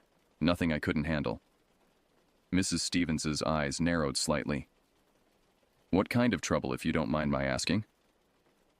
Something about her manner, straightforward, no nonsense, made me decide to tell her.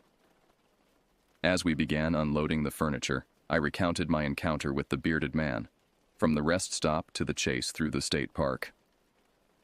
She listened without interrupting, her face growing increasingly grave. When I finished, she nodded as if I'd confirmed something she already suspected. "You'd better come inside," she said.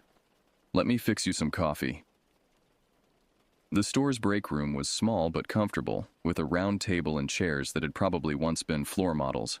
Mrs. Stevens busied herself with an ancient percolator while I sat, the events of the day catching up to me in a wave of exhaustion. "You're not the first," she said finally, setting a steaming mug in front of me. "To have an experience like that on those roads."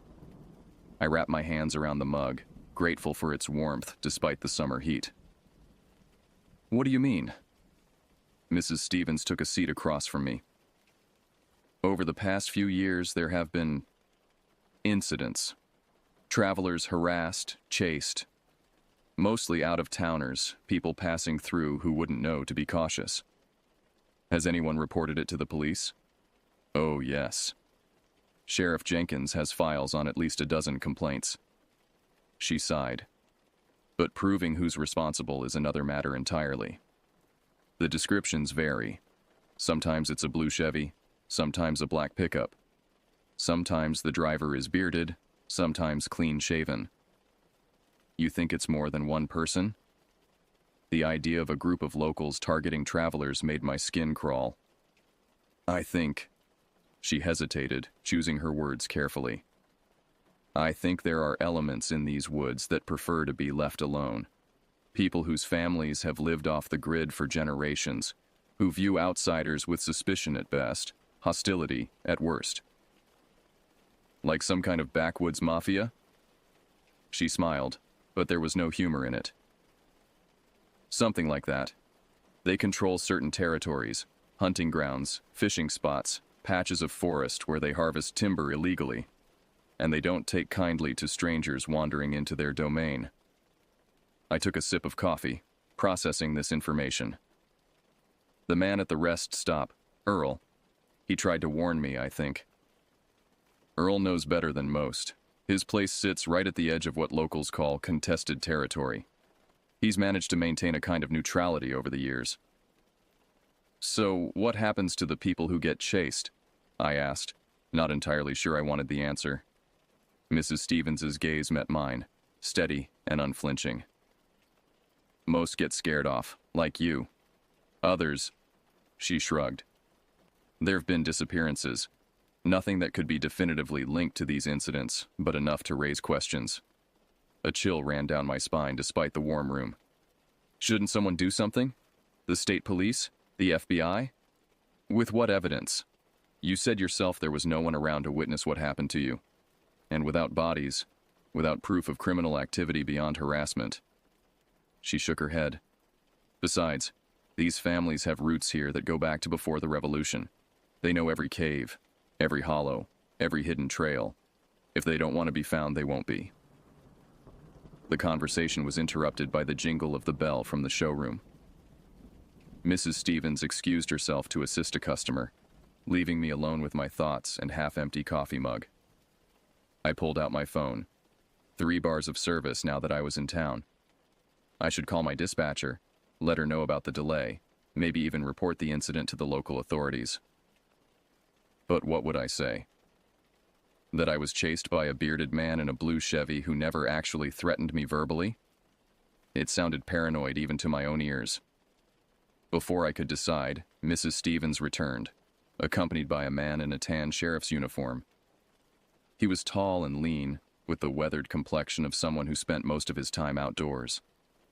Gray hair peeked out from beneath his hat, and deep lines framed eyes that had seen more than their share of trouble.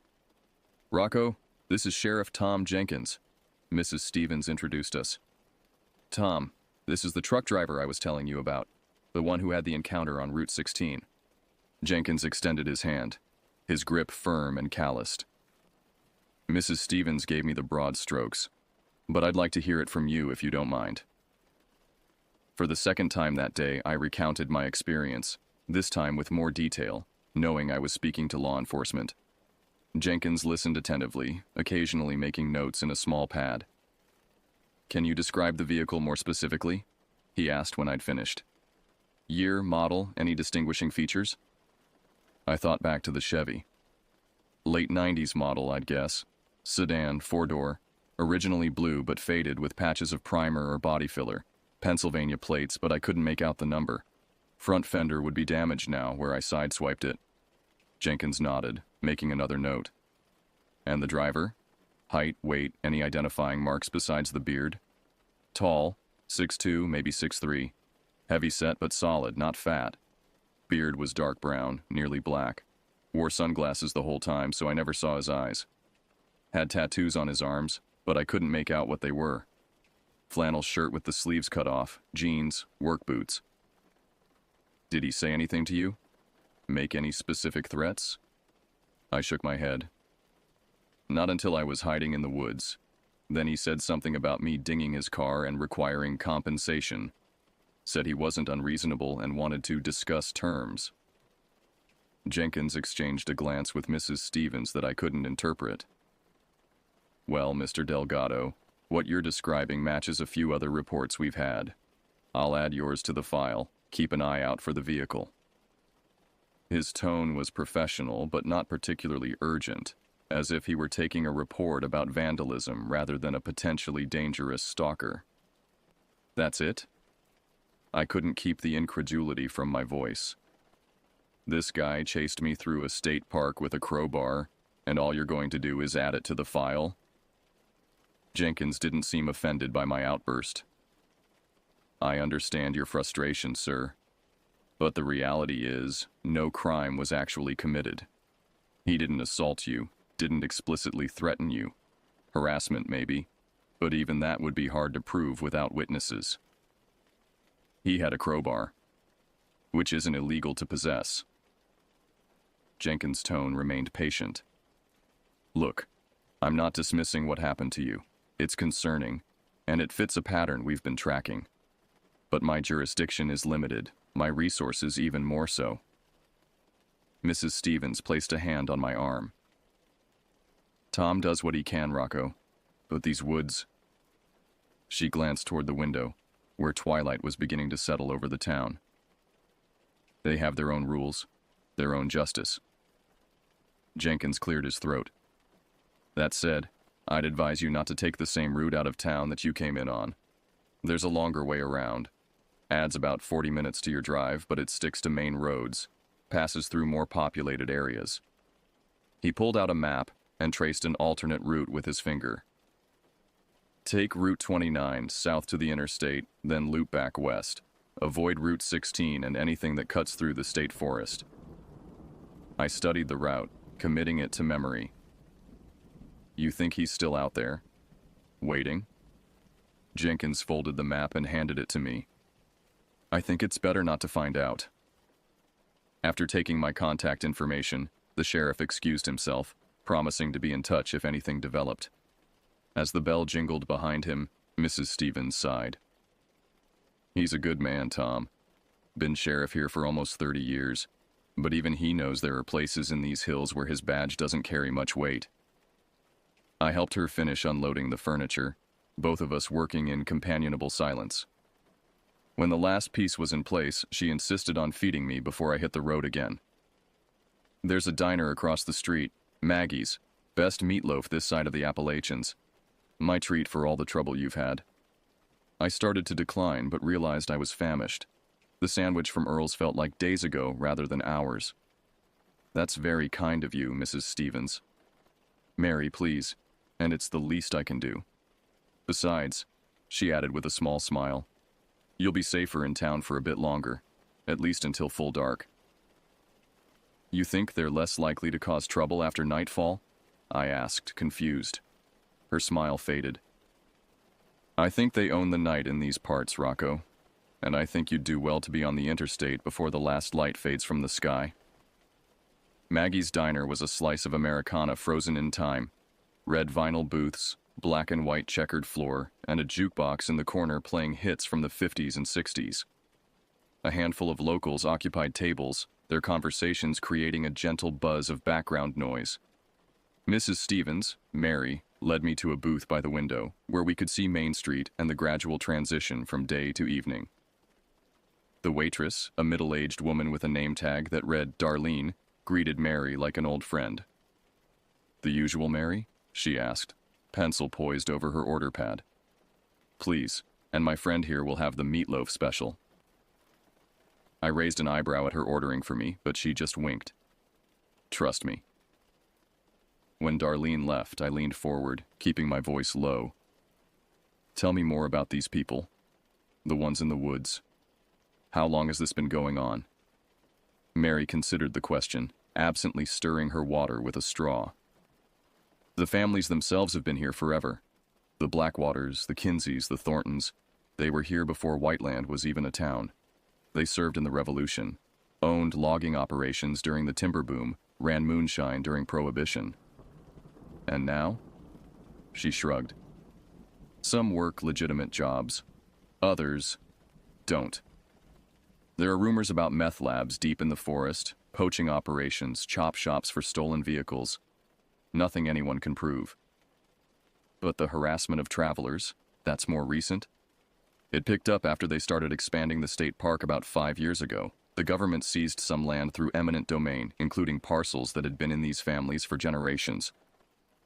Our food arrived, meatloaf for me, a chef's salad for Mary. She was right about the quality.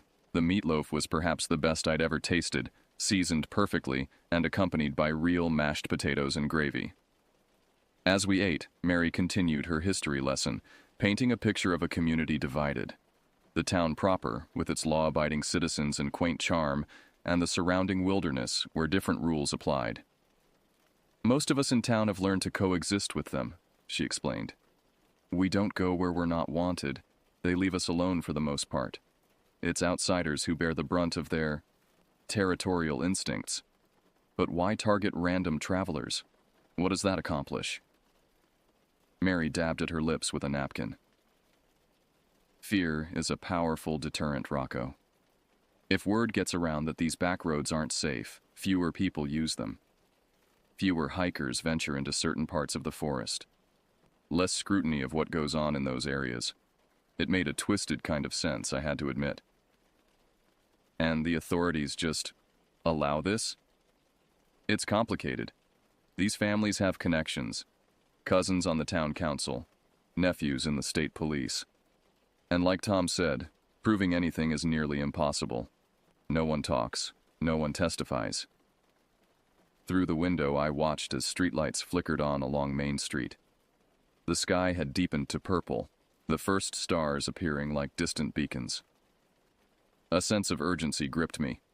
I needed to be on the road, following Jenkins's suggested route to the interstate. Mary seemed to sense my anxiety. You should get going. It's a beautiful night for driving. I paid for our meal despite her protests, thanking her for the information and the company. Outside, the air had cooled slightly, carrying the scent of pine from the surrounding forest. Be careful out there, Mary said as we parted. Stick to the route Tom showed you. I will, and thank you for everything. She nodded, then added, Oh, and Rocco, if you do make deliveries this way again, come during daylight hours, and maybe consider carrying something more substantial than a tire iron. The implied suggestion wasn't lost on me. I smiled grimly and headed for my truck. Bertha started on the first try, her engine a comforting rumble in the quiet town. I pulled away from Stevens Furniture, following Main Street to its eastern end, where it connected with Route 29, the safer path Jenkins had recommended. The town quickly fell away behind me, replaced by open farmland bathed in the silvery light of a rising moon. I kept my speed steady, eyes constantly checking mirrors, scanning the road ahead. The radio picked up a classic rock station, and I turned it up, grateful for the company. For the first half hour, the drive was uneventful. Route 29 was well maintained, with actual shoulders and reflective markers. Traffic was sparse but present, the occasional car or pickup, a few tractor-trailers like mine. Each set of headlights in my mirror caused a spike of anxiety until they either passed me or turned off. I was beginning to relax, convinced I'd left the danger behind in those woods, when I noticed a vehicle that had been behind me for several miles. It was keeping a consistent distance, not too close, not falling behind. Its headlights were distinctive, one slightly dimmer than the other, like a lazy eye. Don't be paranoid, I muttered to myself. Plenty of people use this road. Still, I found myself watching it more than was strictly necessary. When I increased my speed slightly, the vehicle matched me. When I tapped my brakes, it slowed as well.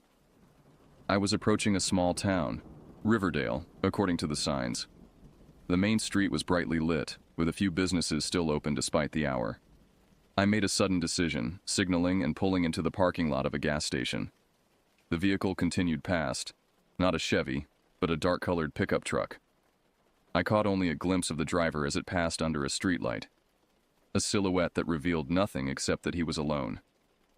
I waited 5 minutes, then pulled back onto Route 29, telling myself I was being ridiculous. The interstate was less than 30 miles ahead now. Once there, I'd be surrounded by traffic, safe in the anonymity of the highway system. The road leaving Riverdale curved through low hills, occasionally offering views of the valley below. In daylight, it would have been picturesque. At night, with my nerves on edge, every shadow seemed to conceal a threat. 10 miles outside of town, I spotted headlights in my mirror again. The same uneven pair, growing steadily larger as the vehicle gained ground. My pulse quickened. It could be a coincidence, of course. The same driver, having stopped briefly himself, now back on the road. Or it could be something else entirely. I pressed harder on the accelerator, pushing Bertha toward her upper limits. The headlights fell back slightly, then began to close the gap again. Whoever was driving knew these roads well, taking curves at speeds that would be suicidal for someone unfamiliar with the terrain. Up ahead, I saw the glow of interstate lights on the horizon. Civilization, safety. just a few more miles. The pickup was close now, close enough that I could make out its outline.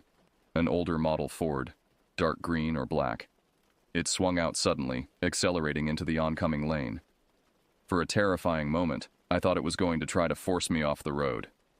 Instead, it pulled alongside me, pacing my truck.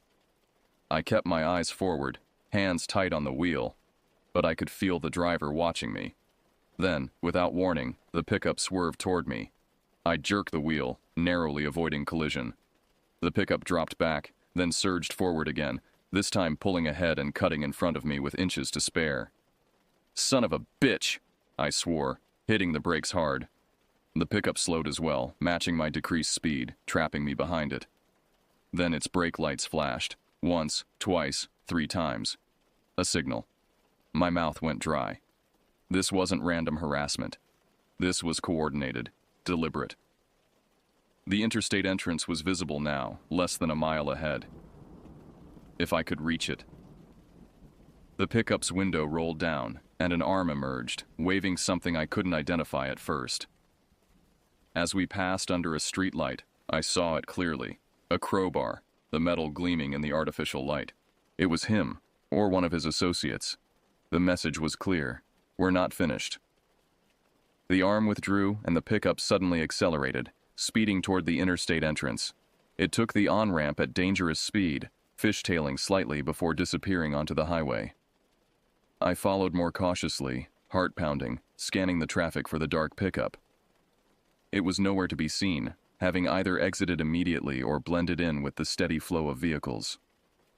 For the next 100 miles, I drove in a state of hypervigilance, scrutinizing every vehicle that came near me, expecting at any moment to see the pickup or the blue Chevy materialize from the darkness.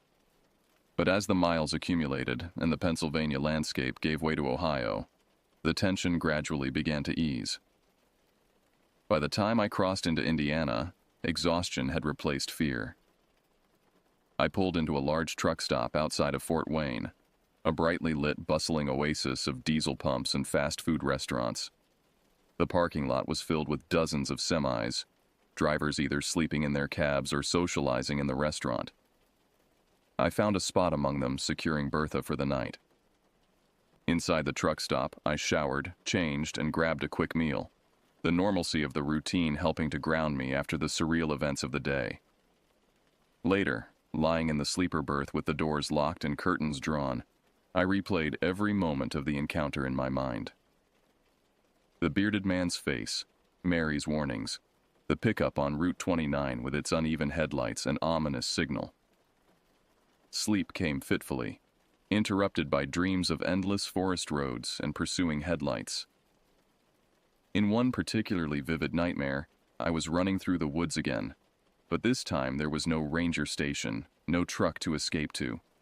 Just miles of identical trees and the sound of heavy footsteps always just behind me. I woke before dawn, drenched in sweat despite the AC. The truck stop was quiet, most drivers still sleeping.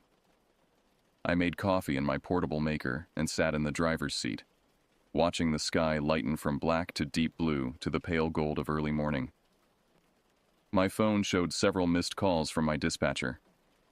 I'd forgotten to check in after the delivery, too preoccupied with escaping Whiteland and its surrounding dangers. I called her back, apologizing for the lapse. "Everything okay, Rocco?" she asked, concerned. "You've never missed a check-in before." I hesitated, unsure how much to share. The story sounded fantastical in the harsh light of day. Territorial backwoods families, coordinated harassment, a sheriff seemingly powerless to intervene. "Had some trouble with the truck," I lied. "Nothing major, just took longer than expected to get it sorted." "Well, as long as you're okay. I've got another pickup for you in Indianapolis if you're up for it." I accepted the assignment, partly from professional habit, partly from a desire to put as much distance as possible between myself and Pennsylvania. As I ended the call, I realized I was already constructing a narrative that minimized what had happened, transforming a terrifying pursuit into a minor mechanical issue. Was this how it worked? How these incidents remained isolated, unreported, each victim either unable to believe what had happened to them or unwilling to sound crazy by sharing it? I started Bertha's engine, comforted by its familiar rumble. The sky was fully light now, the truck stop coming alive with morning activity. I pulled out, merging onto the interstate, heading west toward Indiana and my next assignment. But as the miles passed beneath Bertha's wheels, I couldn't shake the feeling that something had fundamentally changed. The open road, once a symbol of freedom and possibility, now held a darker potential. And somewhere behind me, in the forests and backroads of Pennsylvania, the bearded man and his associates continued their territorial patrol, waiting for the next unsuspecting traveler to wander into their domain. 6 months passed. Winter came and went, its snow and ice presenting challenges of their own on the nation's highways. I continued my routes, crisscrossing the country with loads of varying size and importance, but I never returned to Whiteland, Pennsylvania, or anywhere near those particular backroads. It wasn't that I'd requested special treatment from my dispatcher. I hadn't shared the full story with anyone at Continental Freight. But somehow, assignments that would have taken me through central Pennsylvania were given to other drivers, while I handled routes through New England, the Deep South, and the Midwest. The incident, that's how I'd come to think of it, the incident, gradually receded in my memory, taking on the quality of a particularly vivid nightmare. Sometimes weeks would pass without my thinking of the bearded man or the forest chase. Other times, something would trigger a flashback so intense it left me shaking. An old Chevy on the highway, a bearded man at a truck stop, the glint of metal that resembled a crowbar. On a mild spring evening in March, I found myself in a diner just outside of Cleveland, enjoying a rare home-cooked style meal between hauls. The place was half empty, the dinner rush having subsided. I sat at the counter, savoring a slice of apple pie that almost, but not quite, matched the quality of the one at Maggie's in Whiteland. The news played on a television mounted in the corner, the volume low enough that only fragments reached me. I wasn't paying attention until I heard the words Pennsylvania and disappearance. I looked up to see a reporter standing in front of a familiar backdrop, the entrance to Blackwater State Park. The caption at the bottom of the screen read, "Search continues for missing hiker." "Could you turn that up?" I asked the waitress, who obliged with a click of the remote. "Marks the third disappearance in the area in the past year," the reporter was saying. Todd Mercer, a 28-year-old graduate student from Pittsburgh, was last seen entering the eastern trail system of Blackwater State Park 10 days ago. Despite extensive searches by state police and volunteer groups, no trace of Mercer has been found. The scene cut to a middle-aged couple, their faces etched with worry. The man spoke, his voice breaking. Todd is an experienced hiker. He wouldn't just get lost. Something happened to him out there. Back to the reporter. Authorities say there's no evidence of foul play, but locals have long spoken of the dangers of venturing too deep into these woods. In 2023, hiker Jennifer Wells disappeared from the same area, her backpack discovered 3 miles from the designated trail. And last August, trucking company owner Michael Kavanaugh vanished while driving a shipment through the region. His truck was found abandoned on Route 16, with no sign of Kavanaugh himself. My blood ran cold. Route 16, the same road where I'd encountered the bearded man. The report continued, discussing the challenges of searching such dense woodland and the theories ranging from animal attacks to accidental falls. Not once did they mention the possibility I now felt certain was the truth, that something more deliberate, more human, was responsible for these disappearances. I paid my bill and left, my appetite gone. In my truck, I sat with the engine off, wrestling with a growing sense of responsibility. I had information, not proof, but knowledge, that might be relevant to these cases. Should I contact the authorities? Would they even believe me? After a long internal debate, I pulled out my phone and dialed the Pennsylvania State Police. It took several transfers before I reached someone in the relevant department, a Detective Hargrove who was assisting with the Mercer case. "I'm not sure if this is helpful," I began, "but I had an experience in that area last August that might be related." I recounted my story, the pursuit on Route 16, the chase through the state park, the information Mary Stevens had shared about territorial locals. Hargrove listened without interrupting, but I could sense skepticism in his occasional "I see" and When I finished, there was a long pause before he responded. Mr. Delgado, I appreciate you coming forward. We follow up on all leads in cases like these. Did you file a report with local authorities at the time? Yes, with Sheriff Jenkins in Whiteland. I see. Another pause. And you didn't get a license plate or a clear look at the individual's face? No, he wore sunglasses the whole time. But I gave a physical description to Jenkins. Well, we'll certainly look into it. If you don't mind, I'd like to get your contact information in case we have additional questions. I provided my details, but as the call ended, I had the distinct impression that my report would be filed away with other interesting but unverifiable accounts. Without concrete evidence, without a body, a weapon, a witness, it was just another story about the strange happenings in those Pennsylvania woods. That night, parked at a truck stop in eastern Ohio, I couldn't sleep. The faces of the missing people, Todd Mercer, Jennifer Wells, Michael Cavanaugh, haunted me. Had they encountered the same bearded man, or others like him, territorial guardians of those remote areas? Had they been less fortunate than I was, unable to escape whatever fate awaited those who ventured into forbidden territory? I pulled out my laptop and began searching for information about Whiteland and its surroundings.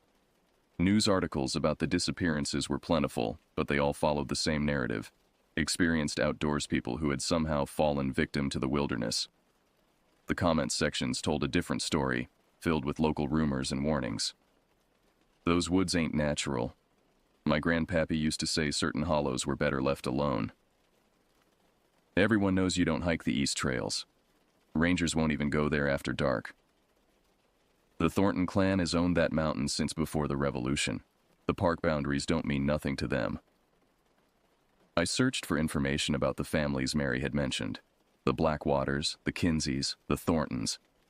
Public records showed property holdings, business registrations, the occasional minor criminal charge. Nothing that pointed to organized harassment or worse. But there were gaps in the information, blank spaces where these families intersected with the missing persons cases. No one directly accused them, but in the absence of other explanations, suspicion flourished. Around 2 a.m., exhausted but still uneasy, I finally closed my laptop. I had a delivery to make in the morning, and I needed at least a few hours of rest. As I settled into my sleeper berth, I made a decision. Once this haul was complete, I would take some personal time and return to Whiteland.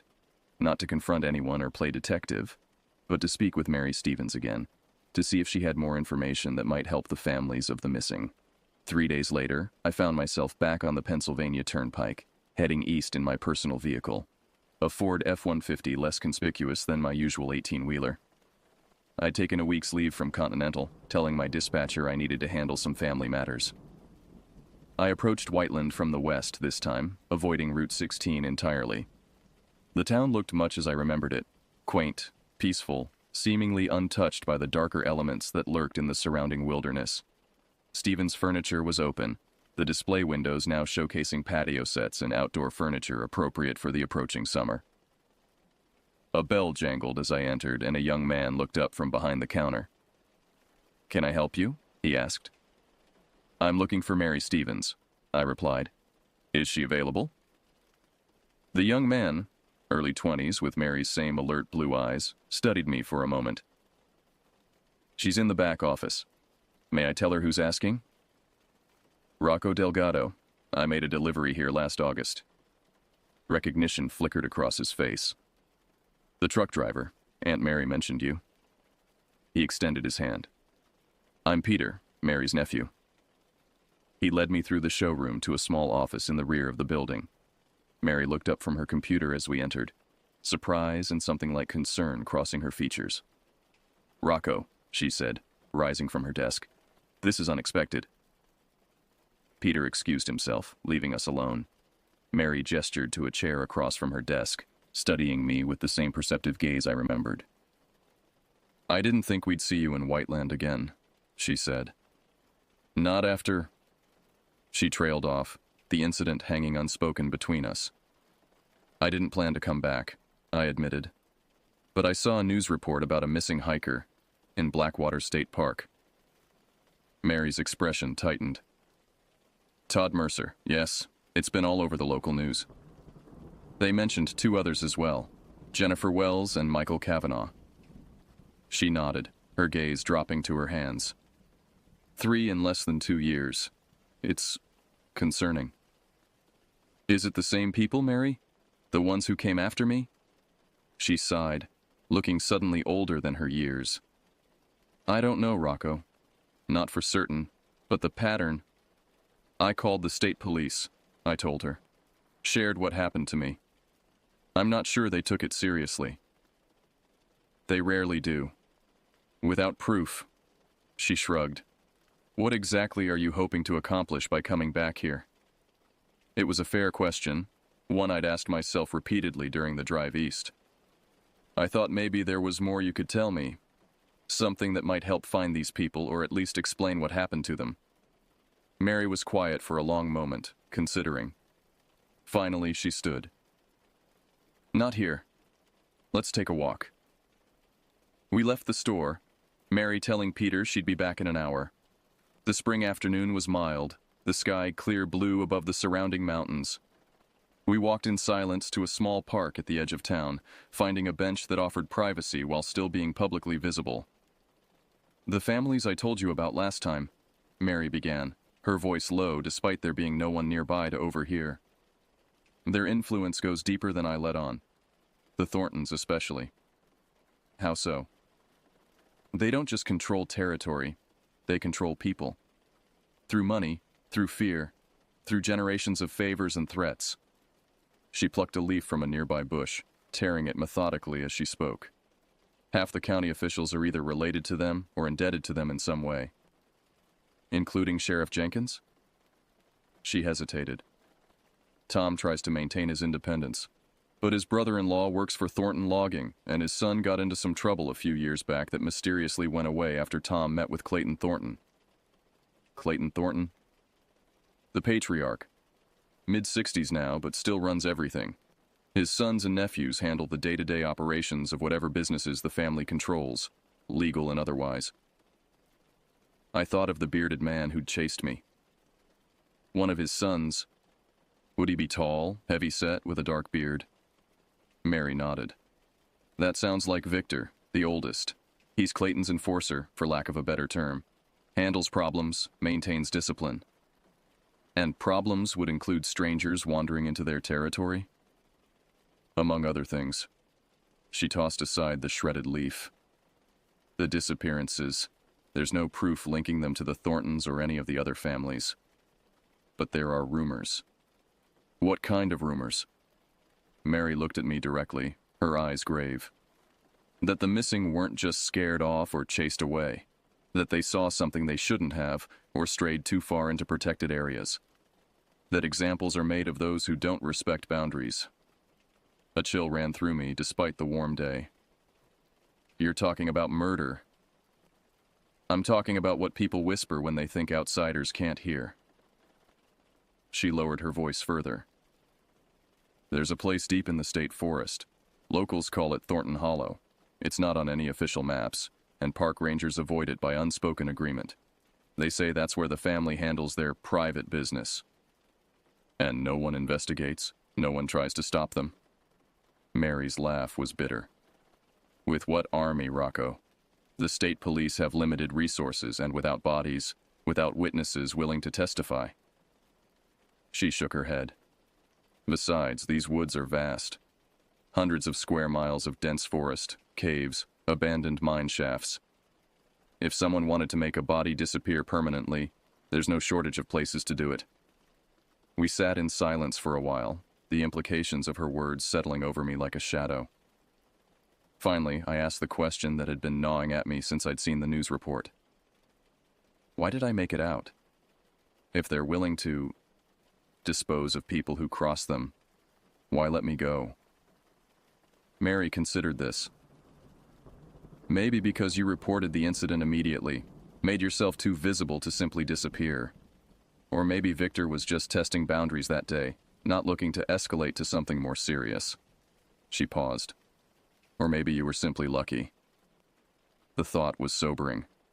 My escape, which I'd attributed to quick thinking and driving skill, might have been nothing more than the whim of a man who could have chosen a much darker outcome. I should report this, I said. What you've told me about Thornton Hollow, about Victor. And say what? That a local furniture store owner shared unsubstantiated rumors with you? She shook her head. Without evidence, it's just stories, Rocco. And stories won't help find Todd Mercer or the others. So what do? Nothing? Let them continue to prey on anyone who stumbles into their territory. Mary's face softened with sympathy. I understand your frustration. Believe me, many of us in town feel the same way. But confronting the Thorntons directly would be suicide, and the authorities are either compromised or hamstrung by legal constraints. She stood, signaling the end of our conversation. My advice? Go home, Rocco. Live your life. Be grateful you escaped with yours. And if your work ever brings you near these parts again, take another route. I finished for her. We walked back to the store in silence, each lost in our own thoughts. At the entrance, Mary paused. There's a community meeting tonight at the town hall, 7 o'clock, about the recent disappearances. She hesitated. Clayton Thornton will be there. He always attends these things, makes a show of community concern, offers resources for search efforts. You think I should go? I think if you want to understand what we're dealing with, seeing Clayton in his public persona might be illuminating. She touched my arm briefly. Just don't draw attention to yourself. And don't mention our conversation to anyone. I promised I wouldn't, thanked her for her time, and headed back to my truck. The afternoon stretched before me, hours to fill before the evening meeting. I drove through town, familiarizing myself with its layout, the small grocery store, the diner where I'd eaten with Mary, the town hall where tonight's meeting would be held. At the eastern edge of Whiteland, the road forked. The left branch leading toward the interstate, the safer route I'd taken when leaving 6 months ago. The right branch becoming Route 16, the road where my encounter had begun.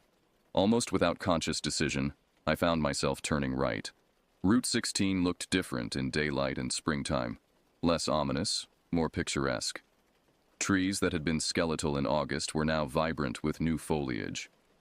Wildflowers dotted the roadside, and the afternoon sun cast dappled patterns through the canopy.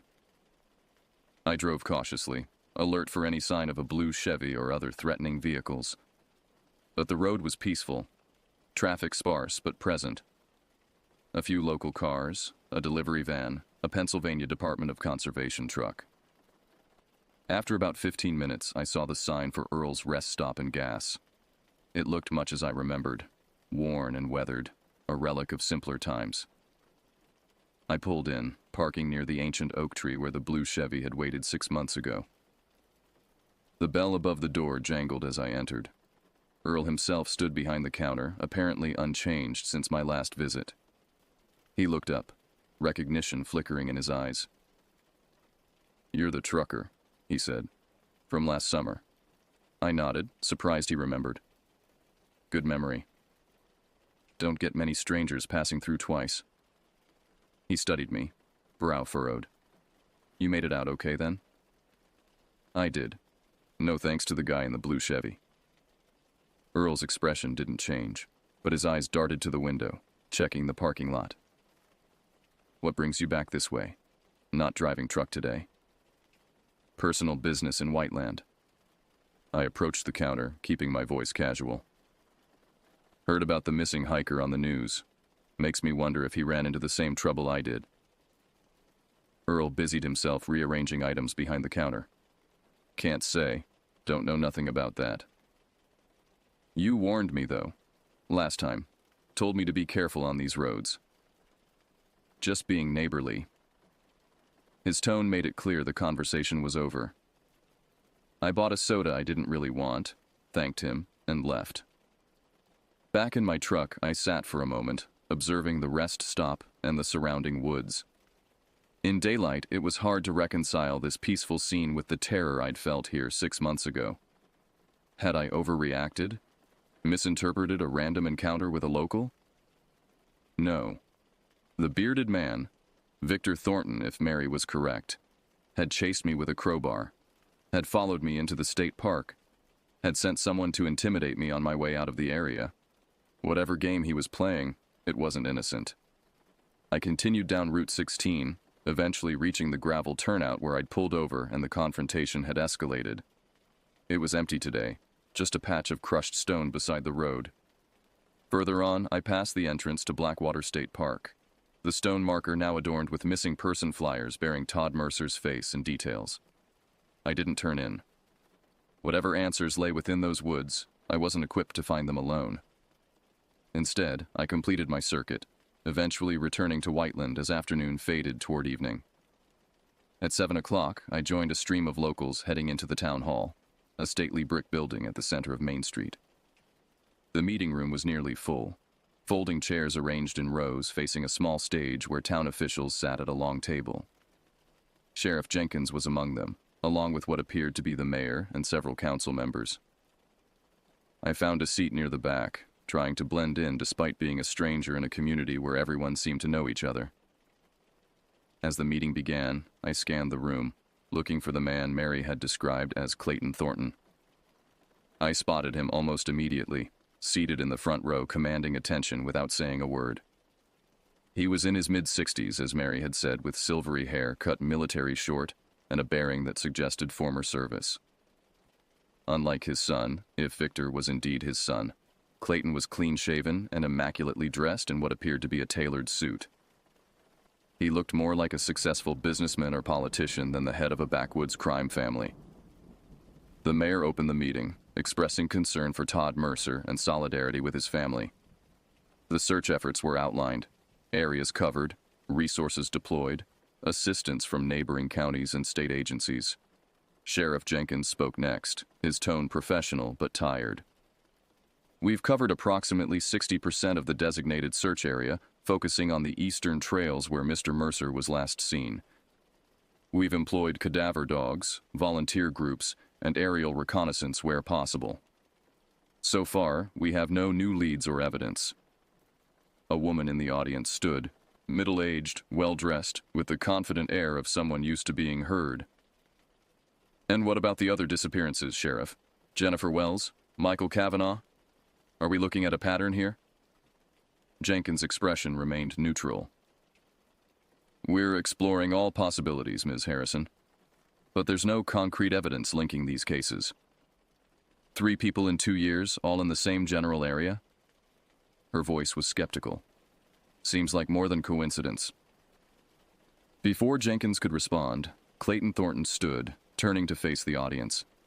His voice when he spoke was deep and cultured, at odds with my mental image of a backwoods patriarch. If I may, he began, nodding deferentially to the officials on stage. We're all concerned about these incidents. My family has lived in these mountains for generations, and we know how dangerous they can be to the unprepared. That's why Thornton Logging is offering additional resources for the search efforts, equipment, personnel, access to our private roads. The woman who had spoken, Ms. Harrison, wasn't satisfied. With all due respect, Mr. Thornton, some of those private roads might be helpful to the investigation now. There are areas of the forest that remain inaccessible to search teams because they cross your property. Clayton's smile never wavered. And as I've told Sheriff Jenkins, we're happy to provide guided access to any area that might be relevant. But some of those roads aren't safe for standard vehicles, and we wouldn't want to risk the safety of volunteers. The exchange continued, polite on the surface but with undercurrents of tension. Clayton deflected every implicit accusation with the skill of a seasoned politician, always bringing the conversation back to his concern for the community and his family's commitment to helping. As I watched, I tried to reconcile this sophisticated, articulate man with the brutal territorial system Mary had described. If Clayton Thornton was indeed responsible for creating an environment where outsiders were harassed, even harmed, for venturing into the wrong areas, he hid it well behind a mask of civic responsibility. The meeting continued for another hour, with updates from search coordinators and discussions of next steps. Throughout, Clayton remained engaged and supportive, offering suggestions, volunteering resources. It was a masterful performance, if that's what it was. As the meeting concluded, People broke into smaller groups, conversations continuing in hushed tones. I rose to leave, not wanting to draw attention by lingering. At the door, I nearly collided with Sheriff Jenkins, who was exiting at the same time. "Excuse me," I murmured, stepping aside. He looked at me, recognition dawning slowly. "Mr. Delgado, the truck driver from last summer?" I nodded, surprised he remembered. "Just passing through again. Thought I'd stop by." Jenkins glanced around, then lowered his voice. "Got a call from state police. Detective Hargrove said you reached out about the Mercer case. I thought my experience might be relevant." "Maybe." His expression was unreadable. "Maybe not. Either way, be careful what connections you suggest around here. Some folks don't appreciate speculation." Before I could respond, he was gone, moving to speak with another group of citizens. His warning, veiled but unmistakable, left me cold. I left the town hall, stepping into the cool evening air. The streets of Whiteland were quiet now, most businesses closed for the night. As I walked toward my truck, I had the distinct sensation of being watched. Across the street, a dark vehicle was parked in the shadows between streetlights. As I approached my truck, it started its engine. When I pulled away from the curb, it followed, maintaining a discreet distance. Not the blue Chevy, not the pickup from my escape route, but something similar in intent, a reminder that I was seen, that my presence was noted. I drove to the small motel at the edge of town where I'd checked in earlier, the dark vehicle remaining a constant presence in my mirrors until I turned into the parking lot. It didn't follow me in, instead continuing past, its driver's face invisible behind tinted windows.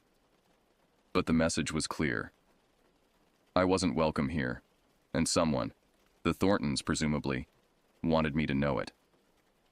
In my room, I sat on the edge of the bed, weighing my options. I'd come hoping for answers, for some way to help find the missing and perhaps prevent future disappearances. Instead, I'd found only more questions, more shadows, and the growing certainty that powerful forces were at work to keep certain truths hidden. Mary's advice echoed in my mind. "Go home, Rocco. Live your life. Be grateful you escaped with yours." Perhaps she was right. What could one truck driver do against a system so entrenched, so protected by silence and fear? The authorities were either compromised or hamstrung by lack of evidence. The locals, for the most part, seemed resigned to the status quo. And yet, somewhere in those woods, 3 people had vanished without a trace. Their families deserved answers, closure. And how many more would disappear if nothing changed? I thought of the bearded man, Victor Thornton, and his father, Clayton, with his polished manners and calculated generosity. I thought of Sheriff Jenkins, walking the line between duty and self-preservation. Of Earl, who warned travelers but claimed to know nothing when pressed. And I thought of myself 6 months ago, running through the forest with a tire iron, certain I was fighting for my life. How close had I come to becoming another statistic, another face on a missing person flyer? Sleep eluded me that night. My dreams, when they came, filled with endless roads, pursuing headlights, and forests that swallowed people whole, leaving no trace behind. In the morning, I checked out of the motel and headed west, back toward the interstate and home. But as I left Whiteland in my rearview mirror, I knew this wouldn't be the end. The story of what happened in those Pennsylvania woods, what was still happening, wasn't finished. And somehow, whether by choice or circumstance, I had become part of it.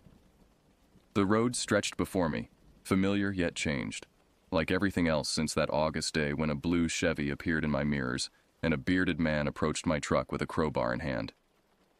I'd survived the encounter, escaped the danger. But the echoes of that day continued to reverberate, and the shadows of what lay hidden in those mountains had followed me home. They were still following, I suspected, and would be for a long time to come.